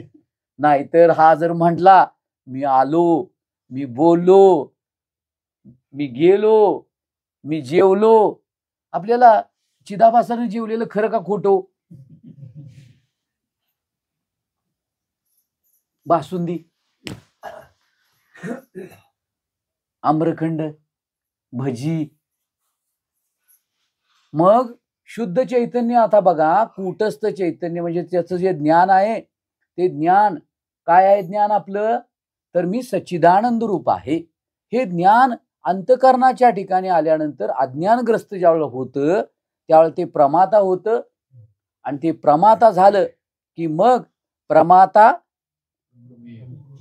प्रमाण आणि प्रमेय, त्या ठिकाणी ध्याता निर्माण होतो. ध्याता, ध्यान आणि ध्येय. मग त्यालाच काय म्हणतात अण्णांच्या भाषेमध्ये विशेष, विशेषण, विशिष्ट. विशेष काय झाला, ते ज्ञान अंतःकरणाच्या स्तरावर आलं, त्या ठिकाणी शुद्ध आहे अजून ते का, अजून विशेषण झालेलं नाही. ते विशेषण कधी होते, कोणती उपाधी, अंतःकरण. अंतकरण. मग कोण पहिल्यांदा काय घेतली त्यानं उपाधी? अंतकरण. मग काय झाला तो? अंतकरण उपाधी घेतल्यावर काय झाला तो? ज्ञानानं अंतकरणाची म्हणजे चैतन्यानं अंतकरणाची उपाधी घेतल्यावर काय झाला? जीव झाला. काय झाला? जीव, संसारी आणि प्रमाता अशी 3 नाव आहेत त्याला. आता अंतकरणाच्या पुढची स्टेप, त्यानं कुणाची उपाधी घेतली अंतकरणाच्या पुढे? बुद्धीची. बुद्धीची घेतली. कारण अंतकरणामध्ये 2च मुख्य गोष्टी आहेत, एक मन आणि एक दुसरी बुद्धी. 2च गोष्टी आहेत. का? मनाच्या पोटात चित्त आहे आणि बुद्धीच्या पोटात कोण आहे? अहंकार आहे. त्यामुळे आणि त्या दोघांमध्ये बुद्धी जी आहे ती कशी आहे? ज्ञानरूप आहे. ज्ञानरूप आहे त्याच्या ठिकाणी. बुद्धीच्या ठिकाणी ज्ञान आहे, निश्चय आहे. आणि मनाच्या ठिकाणी काय आहे? संकल्प विकल्प आहे, जाणीव आहे त्याच्या ठिकाणी. आणि ह्याच्या ठिकाणी काय आहे? ज्ञान आहे. मनाच्या ठिकाणी जाणीव आहे, पण बुद्धीच्या ठिकाणी काय आहे? ज्ञान आहे, विद्यारूप आहे ती. मग ज्या वेळेला ते बुद्धीमध्ये प्रतिबिंबित झालं कोणतं? अधिष्ठान चैतन्य. त्यावेळेला त्या ठिकाणी बुद्धीमधले जे गुणधर्म आहेत, संस्कार आहेत, ते सगळे त्याच्यावर काय होतात? आरोपित होतात. आणि काय होतो? विशिष्ट जीव होतो. आणि मग हा जीव त्या बुद्धीमध्ये जो पहिला संस्कार आहे तो कोणता आहे सांगा बरं? तुम्हाला आता बऱ्याच वेळा सांगितलंय, मला वाटते मागची प्रवचन बघितली तर पहिल्यांदा जर कुठला संस्कार होत असेल तर तो म्हणजे या बुद्धीमध्ये असलेला त्याच्या अनादी काळापासून असलेला, आणि तो म्हणजे अहम. आता हा जो मी निर्माण झाला तो बुद्धी नसताना झाला का हो? तुम्हाला जरा उलगडून सांगतो म्हणजे लक्षात येईल. आता जागृतीमध्ये मी आहे, हा मी आहे जागृतीमध्ये. स्वप्नामध्ये आहे मी, म्हणजे त्या ठिकाणी अजून बुद्धी आणि हे आहे. पण सुषुप्ती अवस्थेमध्ये मी आहे का हो? सुषुप्ती अवस्थेमध्ये मी आहे का? मी त्या ठिकाणी काय झाला? का लोप पावला? तर मन आणि बुद्धी लोप पावली. आता मन आणि बुद्धी लोप पावली त्या ठिकाणी मी गेला. मग जागा झाल्यानंतर जो मी येतोय तो खरा का खोटा? एरवी सर्वांच्या हृदयदेशी मी अमुका आहे असं जे म्हणतोय तो मी खरा आहे का खोटा आहे? अहो तो बुद्धी, हे बघा एक लक्षात ठेवायचं, जो कधी जातो आणि कधी येतो ना तो खोटा. लक्षातच ठेवायचं. आता हे का लक्षात ठेवायचं? तर त्याशिवाय नित्य काय ना अनित्य काय हे समजणारच नाही. जो निर्माण होतो, अवस्थामध्ये राहतो आणि अवस्था लोप पावली की जातो, तो नित्य कुठं आहे? पण एक नित्य आहे त्या ठिकाणी, एक त्या ठिकाणी नित्य आहे. ज्याच्या सत्तेवर हा मी निर्माण होतो तो नित्य आहे, पण त्याचं आम्हाला ज्ञान नाही. आणि ज्याचा आम्हाला ज्ञान आहे तो खोटा आहे, आणि तो मिळून आम्ही दिवसभर मिरवायला लागलोय. मग त्या मीला अनेक उपाध्या लागायला लागल्यात. त्या मीला नुसता मी आहे का म्हणतोय असं नाही, त्यानं जन्मापासून त्या मीनं आमका आमका आहे अशा अनेक उपाध्या घेतल्यात, आणि हा चिदाभास आहे. मग आता आम्ही चिदाभास होतोय दिवसभर.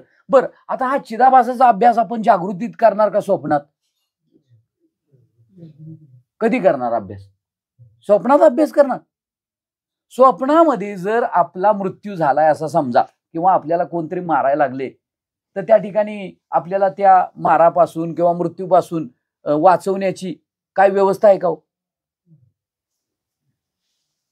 नाही, स्वप्नामध्ये असं पडते स्वप्न की त्याच्यावर आपल्याला काय काय वेळेला काहीतरी आघात होते, मारामारी होते, मग त्यावेळेला तुम्हाला कोण वाचवायला येते तिथे? मग काय ते त्या दुःखापासून जर बचाव करायचा असला तर उपाय काय? एकच उपाय आहे, पण जाग होते का त्यावेळेला? नाही होत. म्हणजे आपल्याला असं वाटतंय मला कोणीतरी उठवावं, मला कोणीतरी वाचवावं. आपण हाळ्या पण मारतो, हाका मारतो, बायकोला हाका मारतो, मुलाला हाका मारतो, ये मला उठव, पण आपल्याला काही करता येत नाही.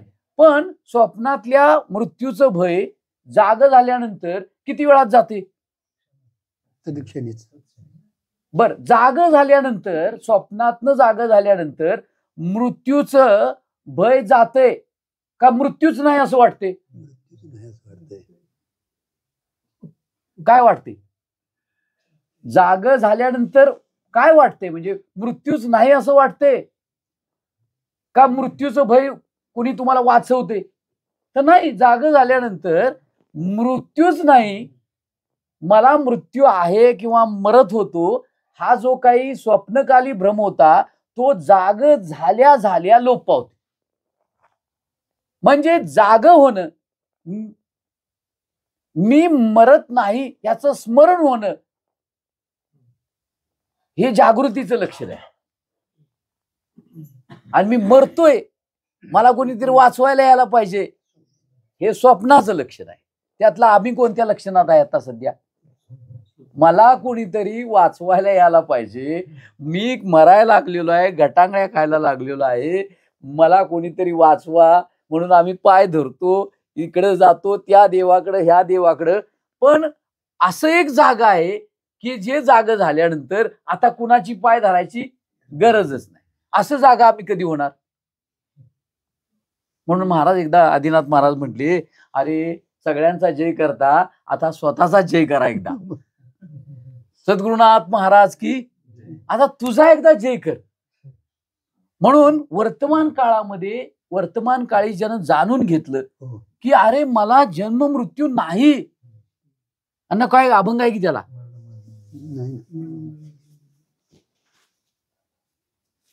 जन्म नाही रे अनिक, तुका म्हणे हीची माझी. मग असं आम्हाला बुद्धी आली का हो? मला जन्म नाही म्हणून, मला मरण नाही म्हणून.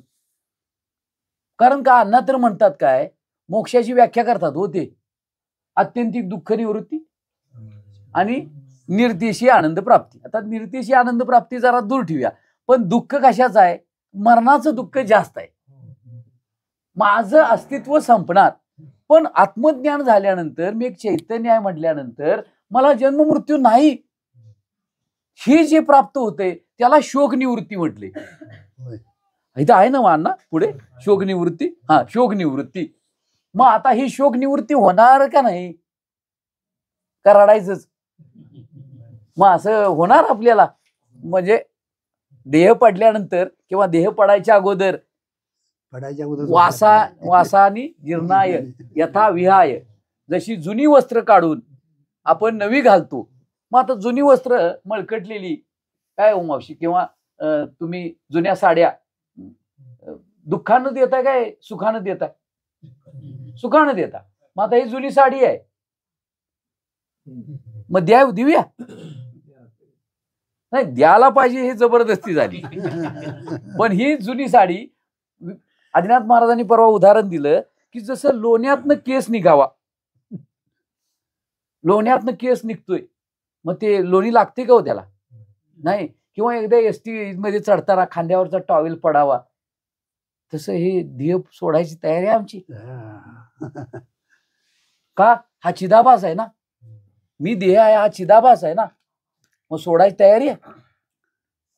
अहो काही सोडायची तयारी नाही आमची, काहीही सोडायची आमची तयारी नाही. कारण आम्हाला याचं देहाचं जे मिथ्यत्व आहे ना ते समजेनाच अजून. का समजेना? तर ह्यातलं सत्य काय आहे हे मला उमजेना अजून. पण या ठिकाणी एक जे अखंड निर्विकार आमचं जे अस्तित्व आहे, आनंदरूप आहे, ज्ञानरूप अस्तित्व जे आहे, जे सतरूप आहे, आमचं ज्ञानरूप आहे, ते अखंड आहे. आणि त्याच्यावर जो चिदाभास आहे की नाही तो अनित्य आहे, तो खंडित आहे.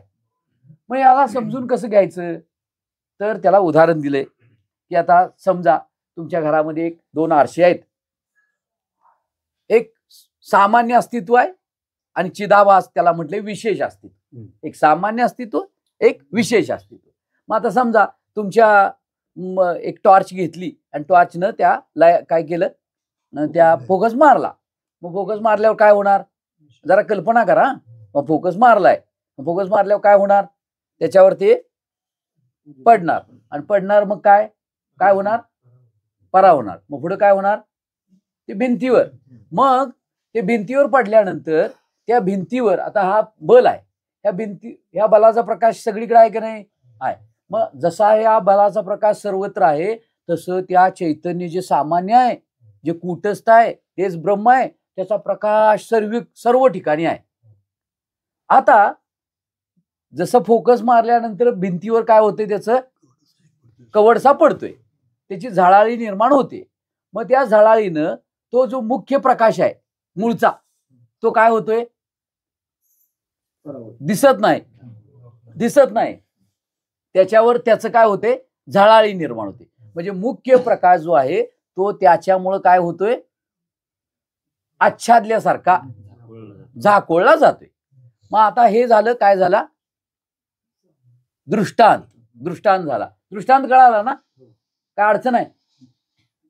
हे बघा, हे सामान्य प्रकाश आहे. आता बघा बलाचा, आता मी जर इथं लाईटने हे मारलं तर काय होणार आहे, त्याच्यावर विशेष प्रकाश त्या ठिकाणी पडणार. मग त्याच्यामुळे जो मुख्य प्रकाश आहे, सामान्य प्रकाश भिंतीवरचा, त्याच्यावर तो जो कवडसा पडलाय, ती झळाळी आहे, तिकडे काय होते, आपलं लक्ष जात. तसं आता हा दृष्टांत समजला. आता सिद्धांत काय, तर हा जो काही चैतन्याचा जो मुख्य प्रकाश आहे, तो चैतन्याचा मुख्य प्रकाश आहे, तो अंतःकरणाच्या आरशावर पडला. आणि अंतःकरणाच्या आरशावर पडल्यानंतर अंतःकरणाचे धर्म घेऊन ज्या वेळेला आम्ही जगायला लागतो त्याला म्हणायचं विशेष प्रकाश. कळालं? काय अवघड आहे? काय अवघड नाही ना. अवघड असलं तरी पण तुम्हाला ते विचारानं समजून घ्यायलाच पाहिजे. होय, का अवघड जरी असलं तरी इलाज नाही. कारण का तुम्हाला आता सामान्य व्हायचंय ना. अण्णासारखं म्हणतात इदम इदम इदम म्हणून. इदम आता काय झालंय, ते इदम अहम मम म्हणायला लागले. ती इदम न मम नव्हे. इदम जे आहे ते म्हणते अहम आणि मम झालं. इदम अहम. मग आता जे इदम आहे ते सामान्य प्रकाश आहे. मग आता ते सामान्य प्रकाश अंतःकरणाच्या माध्यमातून ज्यावेळेला चिदाभास निर्माण होतो त्यावेळेला मी अमुका आहे, माझं आहे, मी आहे, असं मी अमका आहे, मी तमका आहे, मी म्हणू नये. पण मी या संप्रदायाचा आहे, मी त्या संप्रदायाचा आहे, मी असा आहे, मी तसा आहे, हे सगळं त्या सामान्य प्रकाशावर निर्माण होणारा बुद्धीच्या माध्यमातून अहम आहे. त्यालाच काय म्हणतात, विशेष प्रकाश. आता विशेष प्रकाश ज्या वेळेला होतो त्यावेळेला तो जागृती आणि स्वप्नामध्ये राहतो, सुषुप्तीमध्ये तो लोप पावतो. असा जो निर्माण होणारा लोप पावणारा जो चिदाभास आहे तो सत्य नाही. आणि त्याच ठिकाणी बघा, जरा विचार अजून करा, जिथं विशेष प्रकाश आहे तिथं सामान्य प्रकाश आहे की नाही हो, आहे की नाही. बर, आता समजा आता हा आहे आरसा आहे. अजून जरा विचार, किती वाजले हो, वाजू दे बरं. हा आरसा आहे. आता याच्यावर आरशावर इथं आपण तिकडनं तुम्ही बॅटरी मारली. बॅटरी मारल्यावर काय झालं, तिकडे भिंतीवर कवडसा पडला. समजा या ठिकाणी मी आरसा असा केला किंवा काढून टाकला. मग आता ह्याच्यामधला कोण नाहीसा झाला आणि कोण राहिला, कवडसा गेला. म्हणजे त्या विशेष प्रकाशाचं अस्तित्व कुणावर अवलंबून आहे, तर ह्या बुद्धिरूपी आरशावर अवलंबून आहे. तसं हा जीव जो निर्माण होतोय, जीव चैतन्य चिदाभास, तो बुद्धिरूपी आरसा असला तरच जीव निर्माण होतो. आणि ज्याला बुद्धिरूपी आरशाची आवश्यकता नाही, बुद्धीलाही ज्यानं प्रकाशित केलेला आहे, तो सामान्य प्रकाश आहे. लक्षात येते ना. बुद्धी काढून घेतली तसं जो बुद्धिरूपी आरशाच्या माध्यमातनं एखादा झळाळी निर्माण होते तो काय आहे, चिदाभास आहे. तो विशेष प्रकाश आहे, तो मिथ्या आहे. तसं माझ्या ठिकाणी बुद्धिरूपी आरशातनं आता काय काय निर्माण झालंय ते आपण एखाद्या ठिकाणी बसून जेवढं निर्माण झालंय ते विचार करायचं, हे सगळं मिथ्या आहे. मग आता ते कसं निर्माण होते ते सांगतो. तर ज्याप्रमाणे आकाशामध्ये वीज चमकली तर ती 4 भूतांना प्रकाशित करते. पृथ्वीला प्रकाशित करते, आकाशाला प्रकाशित करते, वायूला प्रकाशित करते आणि लोप पावते. तसं अंतःकरणामध्ये कल्पना उमटली, अंतःकरणात कल्पना उमटली की ती कल्पना मन, बुद्धी, चित्त आणि अहंकाराला प्रकाशित करते. बघा की आता तुम्ही बसलाय, आता एवढी सगळ्या हे आहेत उपाधी आहेत म्हणूया, देह उपाधी. आता या प्रत्येकाच्या मनामध्ये वृत्ती आता चालू आहे. कुणाची काय वृत्ती चालू आहे कुणाला माहिती. आता ही वृत्ती निर्माण झाली की काय बघा, वृत्ती निर्माण होते. वृत्ती निर्माण झाली रे झाली की चिदाभास झालाच बघा. कारण वृत्तीमध्ये पडलेल्या चैतन्याच्या प्रतिबिंबाला जीव म्हटले.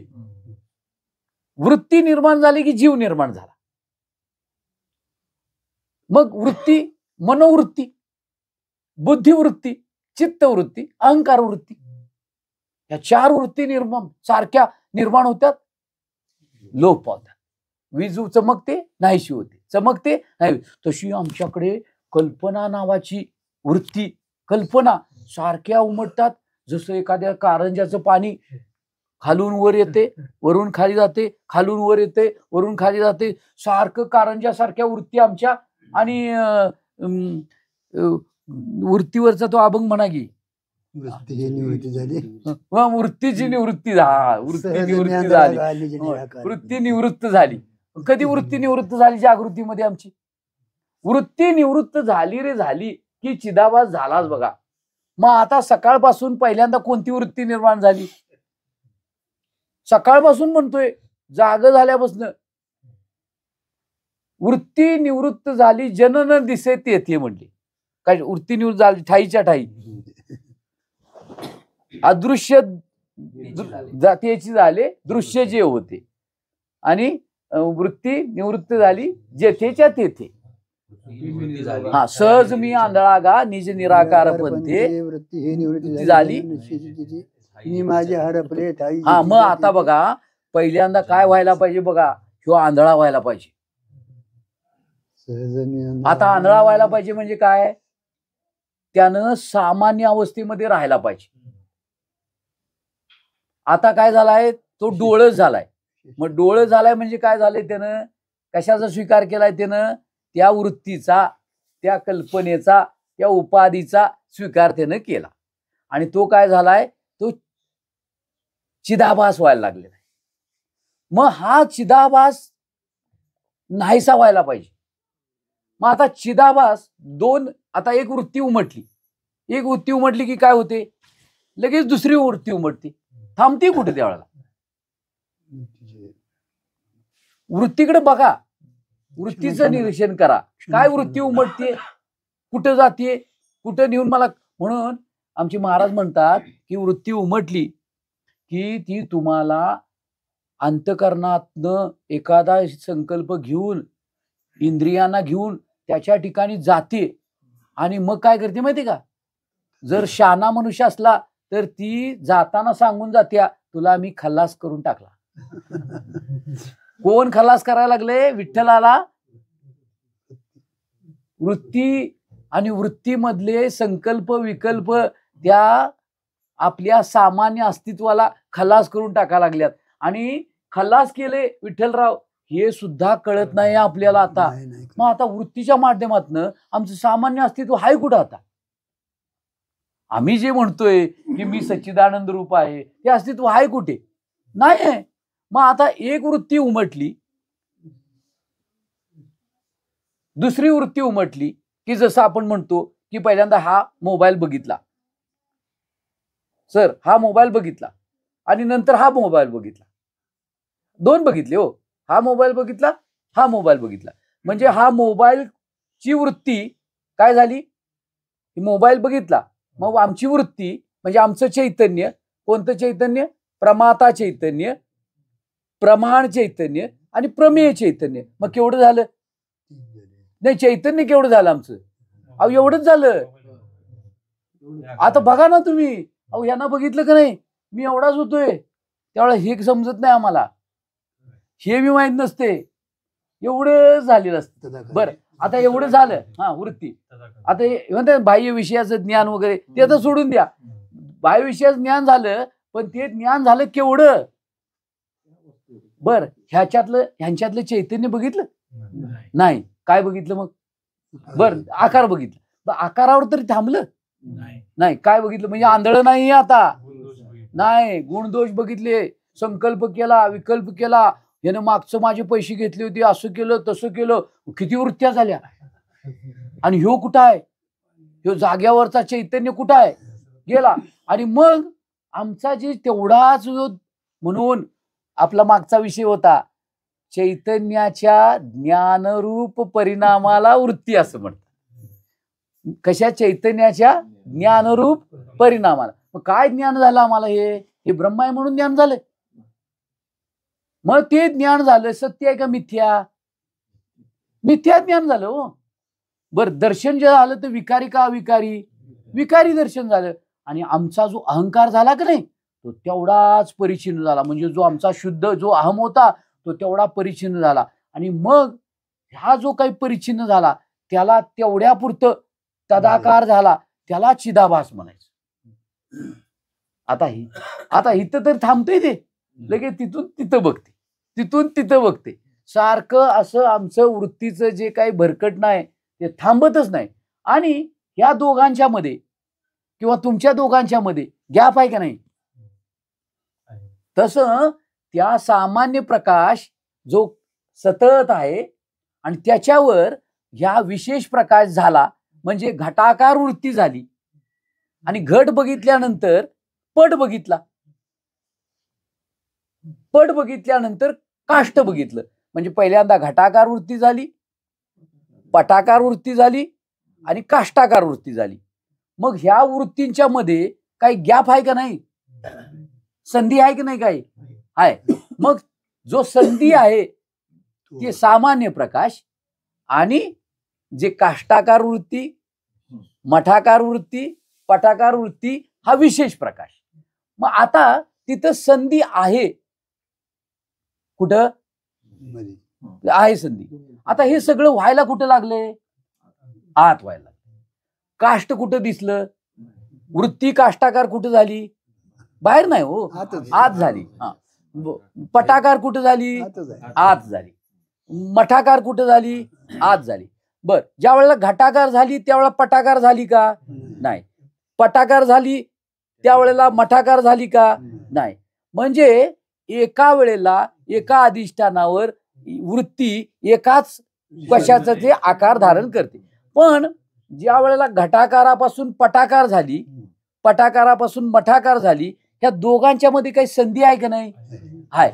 मग आता तुम्हाला जर चिदाभास व्हायचं नाही तर तुम्हाला हे घटाकार पटाकार मठाकार व्हायचं तुमच्या वृत्तीला तुम्हाला बंद करावं लागेल.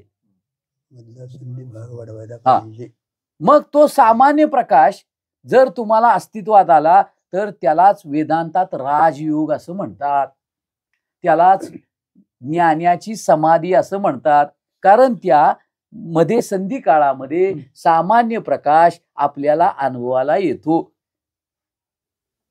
आता सामान्य प्रकाश न अनुभवता जर आम्ही त्या वृत्तीच्या माध्यमातून विशेष व्हायला लागलो तर आमचं जे सामान्य अस्तित्व आहे ते आम्हाला कधीही असून सुद्धा त्याचा आनंद चाखता येणार नाही. मग अभ्यास काय करायचा, अभ्यास काय करायचा, तर अभ्यास असा करायचा की माझी वृत्ती काय काय घेऊन उगम पावायला लागल्या, कुठं कुठं धावायला लागल्या आणि मला कुठं नेऊन खड्ड्यात घालायला लागले. आता हा कुणी करायचा अभ्यास, प्रवचनकारांनी बी करायचा, कीर्तनकारांनी करायचा, श्रोत्यांनी करायचा, वक्त्यांनी करायचा, सगळ्यांनी अभ्यास करायचा. का तर आम्हाला ते सामान्य आमचं निराकार अस्तित्व आहे ते अनुभवायचं आहे आम्हाला. कारण का अभंग आहे ना, निराभास काय ते आहे की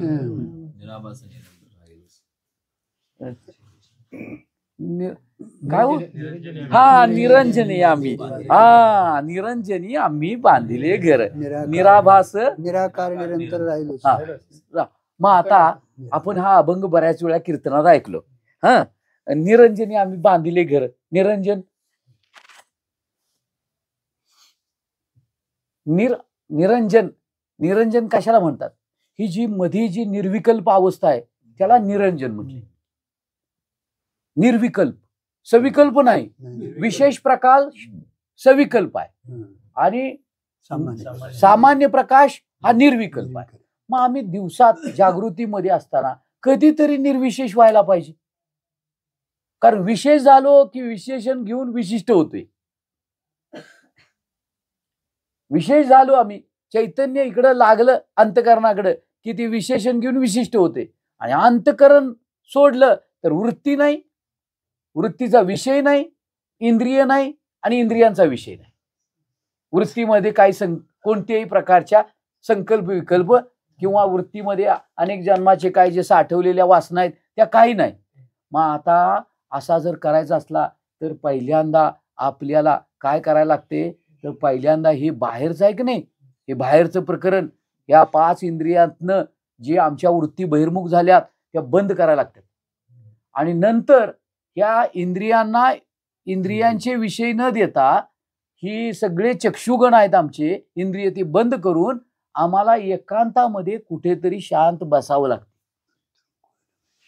आणि शांत बसून मग आमच्या मनोवृत्ती, आमची जी काही अंतकरण वृत्ती आहे ती अंतकरण वृत्ती जी सारखी अण्णा काय म्हणतो आपण त्याला, जी फलव्याप्तीकडे धावायला लागल्या, वृत्ती व्याप्ती आणि फलव्याप्ती, ती फलव्याप्ती सोडून आता काय करायचंय? ते वृत्तीनं अंतर्मुख होऊन मी एक कूटस्थ आहे, मी एक स्वयंप्रकाशमान आहे असा काय करायचंय आपल्याला? निश्चय नाही, विचार करायचा आहे पहिल्यांदा. निश्चय कुठलं करताय? मी स्वयं कसं आहे, ज्या वेळेला स्वयंप्रकाशमान मी आहे, कारण काय बघा, बाकी सगळ्याला प्रकाश लागतोय, मनाला प्रकाश लागतोय माझा, बुद्धीला प्रकाश लागतोय माझा, अंतकरणाला प्रकाश लागतोय माझा, इंद्रियांना प्रकाश लागतोय माझा, विषयांना प्रकाशमान करण्यासाठी प्रकाश आहे माझा. पण मला मात्र कुणाचा प्रकाश लागत नाही. का? तर बुद्धीला माझ्यामुळे ज्ञान होते, मनाला माझ्यामुळे संकल्प विकल्प करण्याची प्रेरणा मिळते, चित्ताला माझ्यामुळं चिंतन करण्याची शक्ती मिळते, माझ्यामुळं त्या अहमला काय आहे? अस्तित्व आहे, अस्तित्व आहे माझ्यामुळं. पण मला माझ्या अस्तित्वाला कुणाच्या आधाराची, कुणाच्या प्रकाशाची गरज नाही. मी स्वयं असं माझं जे अस्तित्व आहे. आता काय झाले माहितीये काय? बुद्धी म्हणेल तसं आम्ही ऐकायला लागलोय. आणि ती पण कशी बुद्धी आहे? अविद्याग्रस्त आहे.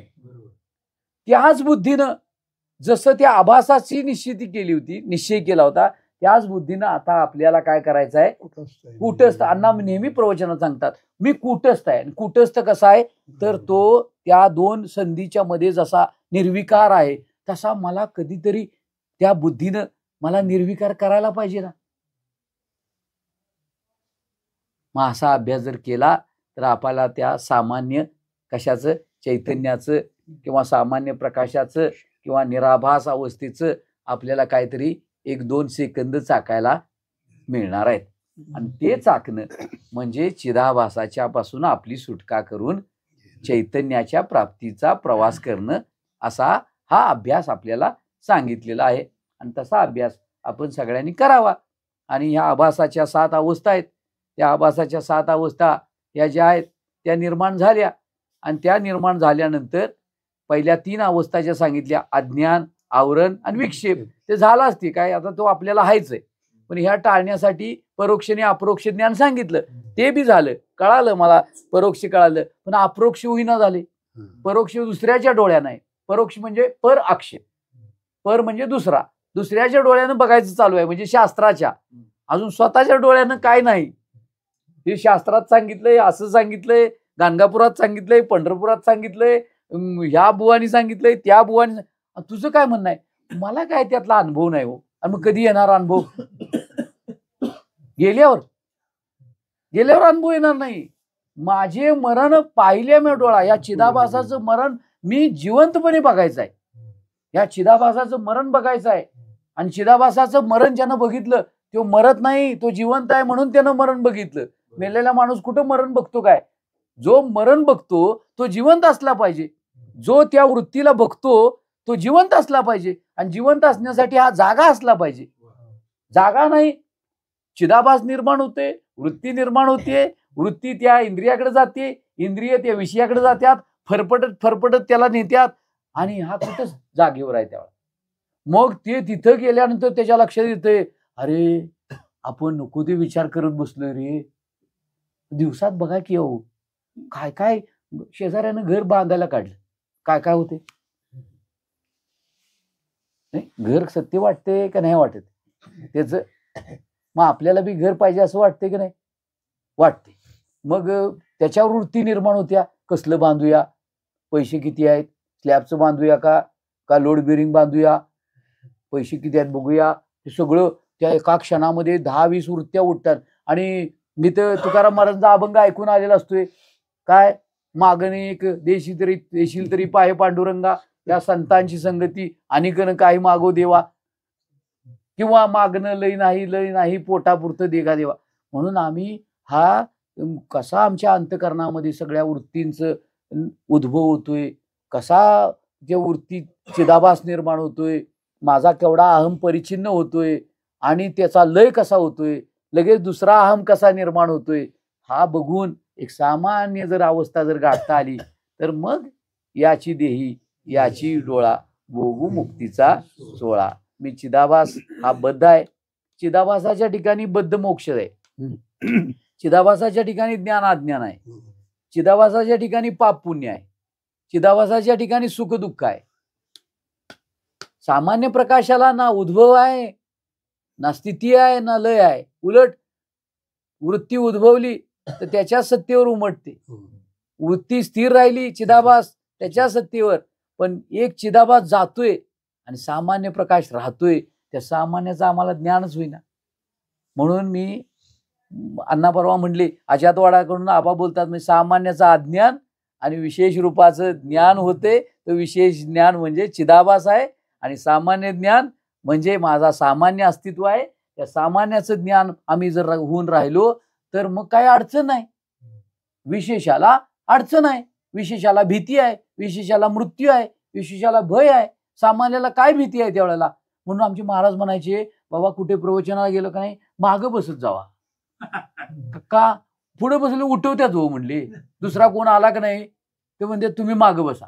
मागं बसलं, ऐकलं, सहजची आलो सहजची जातो, नाही मोहमनी नाचत गुरु भजनी, आम्ही जाऊ निरंजनी.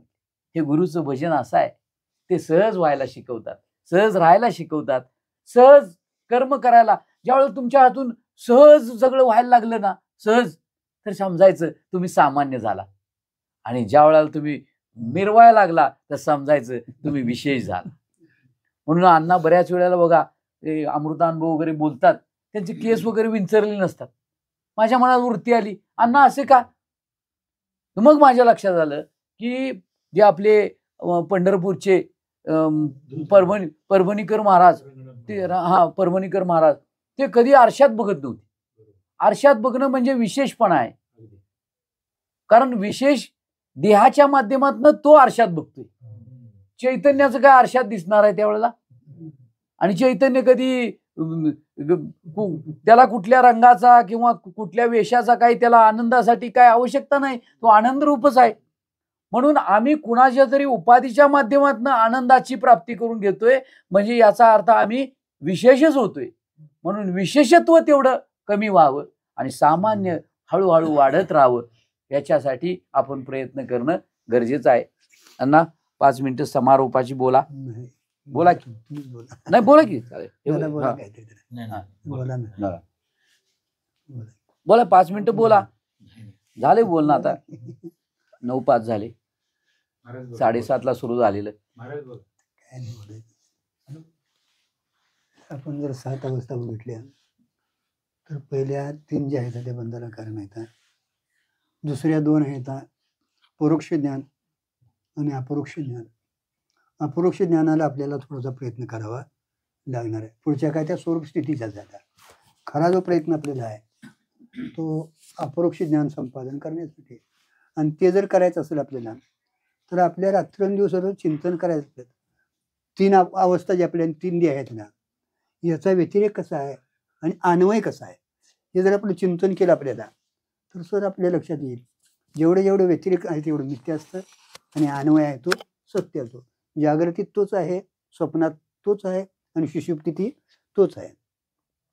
जागृतीतल्याला भयपरिज्ञ म्हटलंय, तो इंद्रियद्वारा घटपाटादी पदार्थाला पाहतो, त्याला विश्व म्हटलंय. स्वप्नातलं प्रकाशन करणार आहे तो तेजोमुख आहे, त्याला तेजस म्हटलंय. मनोवृत्तीनं सगळा तिथला व्यवहार होतो. आणि सुषुप्ती ती घनाज्ञानच आहे, तरी पण तिथं जाणीव आहे. हा देह तिथं नाही, तो देह इथं नाही, दोन्ही देह तिथं नाहीत, पण तिथं जाणीव आहे ना. मी गाढ झोपलो होतो काय जाणत नव्हतो. आता जागृती, स्वप्न आणि सुषुप्ती, विश्व, तेजस आणि प्राज्ञ, अन्वय त्याचा लावायचा आणि देहांचं मिथ्यात्व समजून घ्यायचं, देहाचं मिथ्यात्व समजून घ्यायचं. तिन्ही काळात जे असतं त्याला सत्य म्हणायचं आणि कुठं असते कुठं नसते त्याला स्वतःहून विलक्षण आणि रुचीने मिथ्या म्हणायचं. असतही म्हणायचं नाही, कारण का असताची प्रतीती येतच नाही म्हणून त्याला सत का म्हणायचं नाही, टिकत नाही म्हणून. आणि असत का म्हणायचं नाही, प्रतीती आल्याशिवाय राहत नाही, भ्रांतिकारक प्रतीती येते म्हणून स्वतःहून विलक्षण. हे 3 देह मिथ्या ठरवायचे आणि तिन्हीचं प्रकाशन करणारा जो आहे आत्मा चिदाभास, तुम्ही चिदाभास नसून कोण आहे, कुठंच आहे. आता तिथं काय करायचं, चिदाभासानं या देहाचा त्याग करायचा, त्याला बाध समानाधिकरण म्हटले. त्याला काय म्हटले, बाध समानाधिकरण. या देहाचा आणि माझा काय संबंध नाही, मी कुठं स्वरूप आहे म्हटलं तर कुठं साताने ब्रह्माचं मुख्य समाधान कराय. तिथं तुम्हाला करायची काय गरज, तुमची पत्नी आली आहे ना, ती येताना तुमच्याशी ज्यावेळी लग्न लागतं त्याच्या अगोदर तिचं नाव कुठं होतं, तुमच्या तिच्या वडिलाच्या हिचं, तिकडलं सगळं नाव होतं. आणि लग्न झाल्यानंतर ती काय करते, तिकडल्याचा बाध करते, नाच नाही, बाध करायचा आणि तुमच्याशी ऐक्य करायचं. आता तुमचं म्हातार तुमच्या घराण्याशी ऐक्यच आहे, तिथं काय तुम्हाला ऐक्य करायची गरज नाही. तसं कुटस्थ हा नित्य ब्रह्मरूपच आहे. फक्त माया उपाधी लागली, त्या चैतन्याचं प्रतिबिंब पडलं त्याला ईश्वर म्हटले आणि त्या मायेला अधिष्ठान त्याला ब्रह्म म्हटलं. ते सामान्य चैतन्य. इकडं अज्ञान अविद्यावृत्ती लागली, त्याच अविद्यावृत्तीत किंवा अंतःकरणात जे प्रतिबिंब म्हटलंय त्याच चैतन्याचा त्याला जीव म्हटले आणि त्याच अंतःकरण वृत्तीला अधिष्ठान असणारं त्याला कुटस्थ म्हटले. कुटस्थ चैतन्य ब्रह्मचैतन्य एकच आहे, तिथं काय फरक झालेला नाही. फरक जो होतो तो आभासात होतो महाराज. आभासाचं मिथ्यात्व आपल्याला कळलं तर त्याला भागत्या लक्षणे तिथं केल्या आणि इथं जर करायचं असेल तर आपल्याला बाध समानानं करून कायम राहायला, आपण बाध समानाने करत राहायचं. काय या देहाचा आणि माझा काय समून आहे. आणि त्याच्यासाठी आपल्याला साधना सांगितल्या, श्रवण व्हायला पाहिजे, प्रमाण संशय निघायला पाहिजे, पुढं मनन व्हायला पाहिजे. प्रमेय संशय जो आहे तिथं 12 प्रकारचा भेद घातलेला आहे. हळूहळू तिथं चिंतनानं भेद निरसन करायचा आणि खरं म्हणजे निधिध्यासनाला अत्यंतिक अनात्माकार वृत्तीचा परित्याग करायचा. आबांनी सांगितल्याप्रमाणे कुठेही झाडाबुडी बसा, कुठेही करा आणि आत्माकार वृत्ती करायला शिकायचं महाराज. निधिध्यासनाची परिपाक अवस्था जर झाली तर तीच तुम्हाला समाधी लागते महाराज. पण ती समाधी थोडीशी संकल्पात म्हणजे निर्विकल्प लागत नाही, सविकल्प असते महाराज. आणि परत जर अभ्यास वाढला आपल्याला तर तीच निर्विकल्प समाधी होती. निर्विकल्प जर समाधी लागली तुम्हाला तर हळूहळू अंतर्मुख होतो महाराज. आणि अंतर्मुख होऊन जर आत्म्याचं दर्शन घेऊन, कारण का आपली वृत्ती आता काय आहे, बहिर्मुख आहे, लक्षात ठेवायचं. आता ते बहिर्मुख असल्यामुळं त्याला आत्म्याचं दर्शन होत नाही, बाहेर घटापटाचंच दर्शन होतं. तीच वृत्ती अंतर्मुख करणं अत्यंतिक गरजेचं आहे, कारण का तिला अधिष्ठान म्हणून कोण आहे, आत्मा आहे. अंतर्मुख झाली ना की त्याला आत्म्याचं भान होतं महाराज. वृत्ती काय करते, आवरण निवृत्त करते. तिथं आता दुसऱ्या दिव्याची काही गरज नाही, कारण का आत्मा जो स्वयंप्रकाश आहे मला. फक्त वृत्तीचं कार्य तेवढंच आहे की त्याच्यावर आवरण काढायचं आहे. आवरण म्हणजे तरी काय महाराज, आता तुमच्याकडे वृत्ती गेली त्यावेळी या पदार्थाचं अज्ञान असतं, त्यालाच आवरण म्हटले महाराज. नाहीतर तिथे काय झाका नाही ते नेऊन काढायचं असं काय नाही. म्हणून या वृत्तीला अत्यंत महत्व आणि तिची कायम आपली पार ठेवायची महाराज. तिला जर अंतर्मुख केली तर तो जर भाव घेऊन उठला बाहेर तर तोच भाव बाहेर होतो. सर्वम खलिदम आत्मसाक्षात्कार झाला महाराज. तर हे जग ब्रह्म आहे म्हणून सांगायची काय गरज का महाराज. तर स्वप्नाला कारण निद्रा आहे. स्वप्नाला कारण निद्रा आहे. निद्रा जोपर्यंत मला स्वप्न सत्य वाटणार. आता निद्रेच्या विरोधी कोण आहे, जागृती आहे. जागृती आली ना तुम्हाला स्वप्न मिथ्या म्हणून सांगायची काही गरज नाही. तसं ही अनादि कालाची आपली अविद्या निद्रा आहे महाराज. आणि ती निद्राच नाही महाराज. खरी निद्रा कुठली आहे, स्वरूपाची निद्रा आहे महाराज. ती अनादि कालाची आहे महाराज. आणि ती निद्रा जर जायची असेल तर तुम्हाला आत्मस्वरूपाची जागृती झाली पाहिजे, म्हणजे ज्ञानच व्हायला. सद्गुरु मुखात नसतं तो मशी मावती आपण ऐकू त्यावेळी महाराज हळूहळू अभ्यासानं ते घटलेलं असतं महाराज. हे सगळ्याचा निरा झालेला असतो.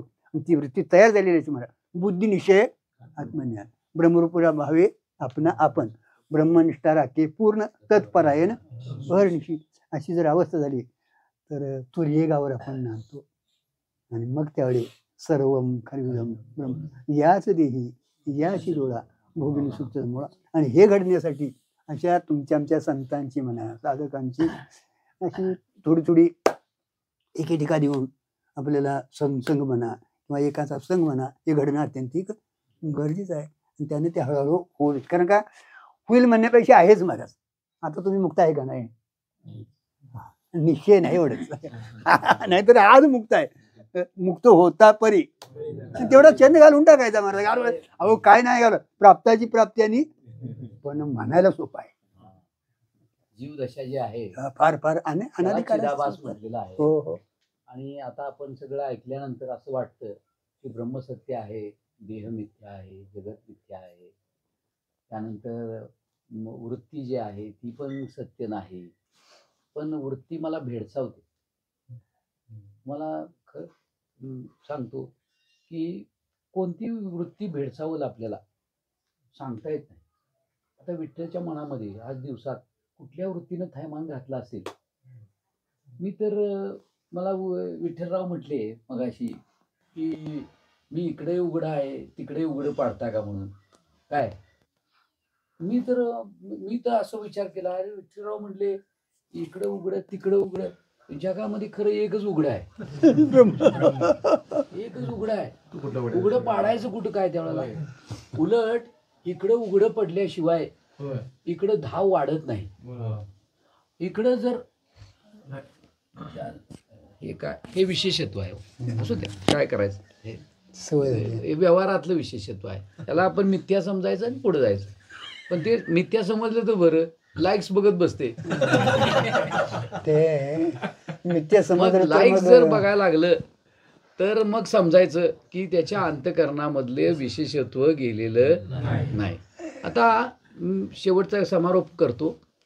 एक आता चिंतनानं तुम्हाला लक्षात आलं असेल की सामान्य प्रकाश हा सत्य आहे आणि विशेषत्व जे आहे तेवढं मिथ्या आहे. मग आता आपण अभ्यास काय करायचा आहे की उद्या वागण्यात माझ्या विशेषत्व कमी व्हायला पाहिजे. म्हणजे कपडे घालताना पांढरा शर्ट पांढरी पॅन्ट पूर्वीची लोक घालत होती, त्यामुळे विशेष काही रंग किंवा विशेष डिझाईन काही बघायला लागत नव्हती. आता जेवताना सुद्धा पूर्वीची माणसं कोरड्याच भाकरी खात होती. आता काय होते, पाहुणे जेवायला येणार म्हणलं तर पूर्वी कोरड्याच भाकरीच होती आणि गुळ शेंगदाणे. आता पाहुण्याला गुळ शेंगदाणे काय प्रेस्टीज कमी होते आपलं. मग पाहुणा मॅगीवरच असतोय हो. मग त्याला पॅटीस आण, त्याला बर्गर आण, चीज आण. नाहीतर आता काय आहे आमचं पैसे आता बायकांना सुद्धा 1500 रुपये मिळायला लागल्यात. त्यामुळं आता धाब्यावर जायला काय अडचण नाही. आणि धाब्यावर जाईल 5 स्टारला जाईल 3 स्टारला जाईल तर विशेषत्व वाढत जाते. आणि विशेषत्व वाढत झालं की व्यवहारातलं प्रेस्टीज वाढत जाते. आणि प्रेस्टीज वाढलं की समाजात मान मिळतोय, सन्मान मिळतोय, त्यातच रमते. आणि मग गळ्यामध्ये विना, कमरेला धोतर, हातामध्ये चिपळ्या आणि फेटा घातलेले तुकाराम महाराज, नामदेव महाराज, आमचे आदर्श धाब्यावर आणि हॉटेलात गेल्यावर लक्षात राहत नाहीत.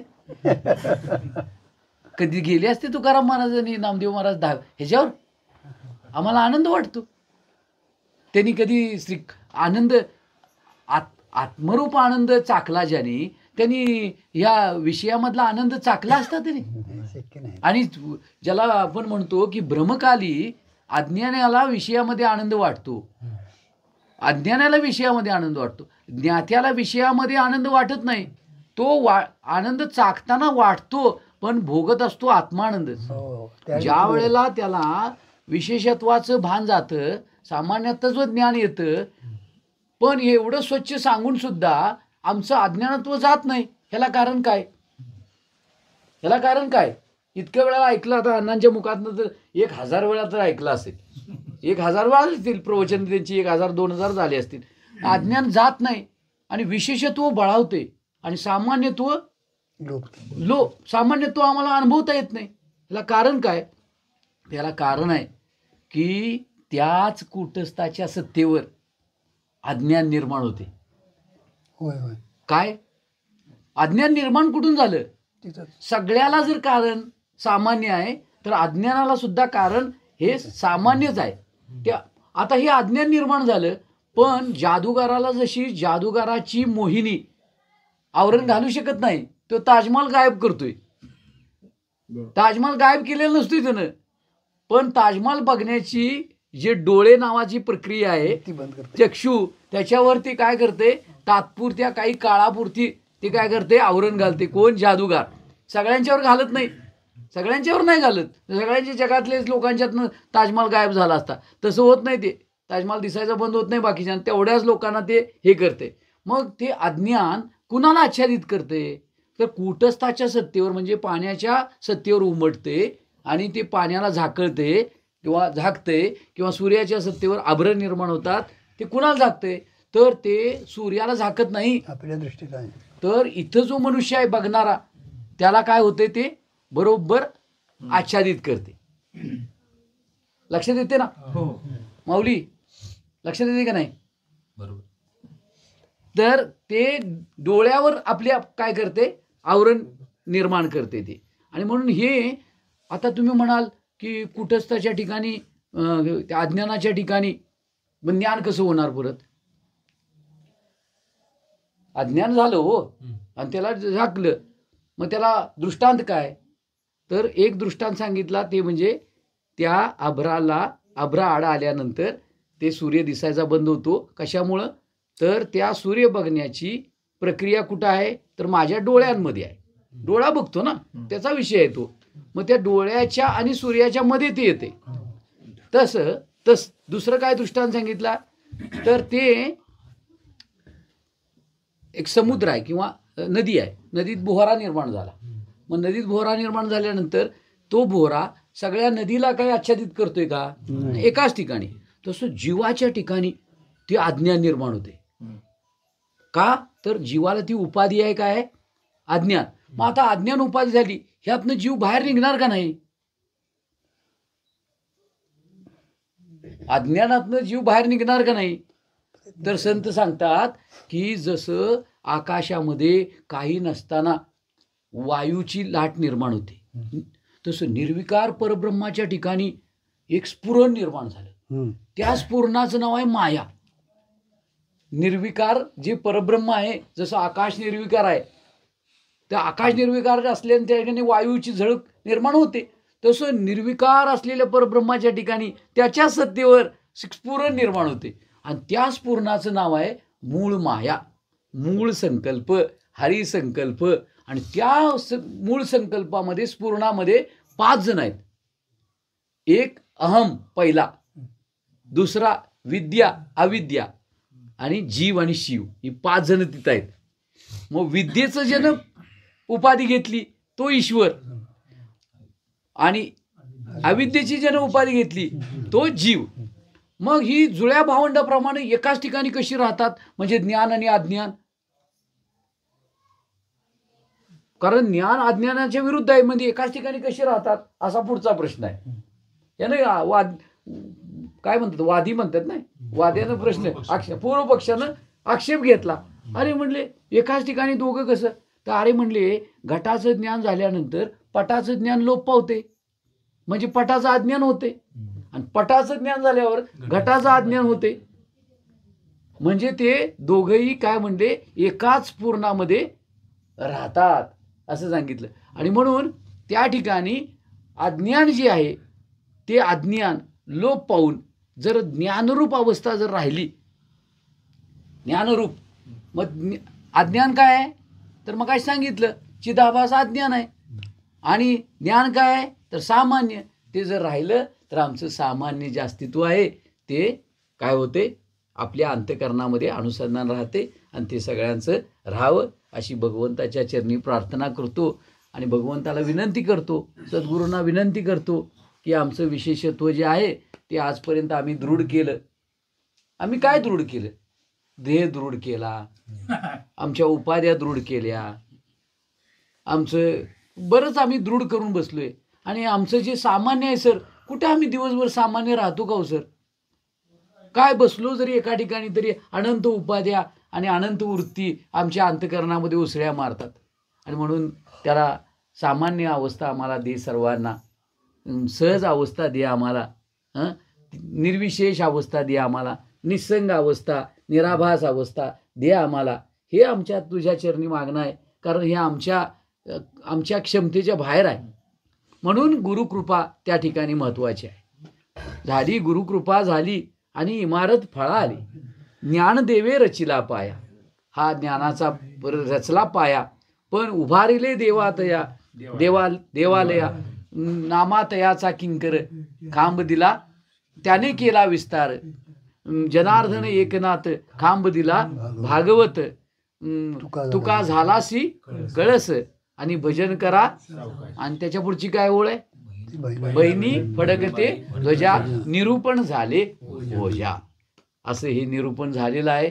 आणि हे निरूपम आहे, निरूपम आहे म्हणजे उपमेला येत नाही, पण ते संतांनी उपमेत आणायचं प्रयत्न केलेला आहे. वाणीला विराम देतो, कारण हे काय हे नॉन एंडिंग आहे. होय सद्गुरुनाथ महाराज.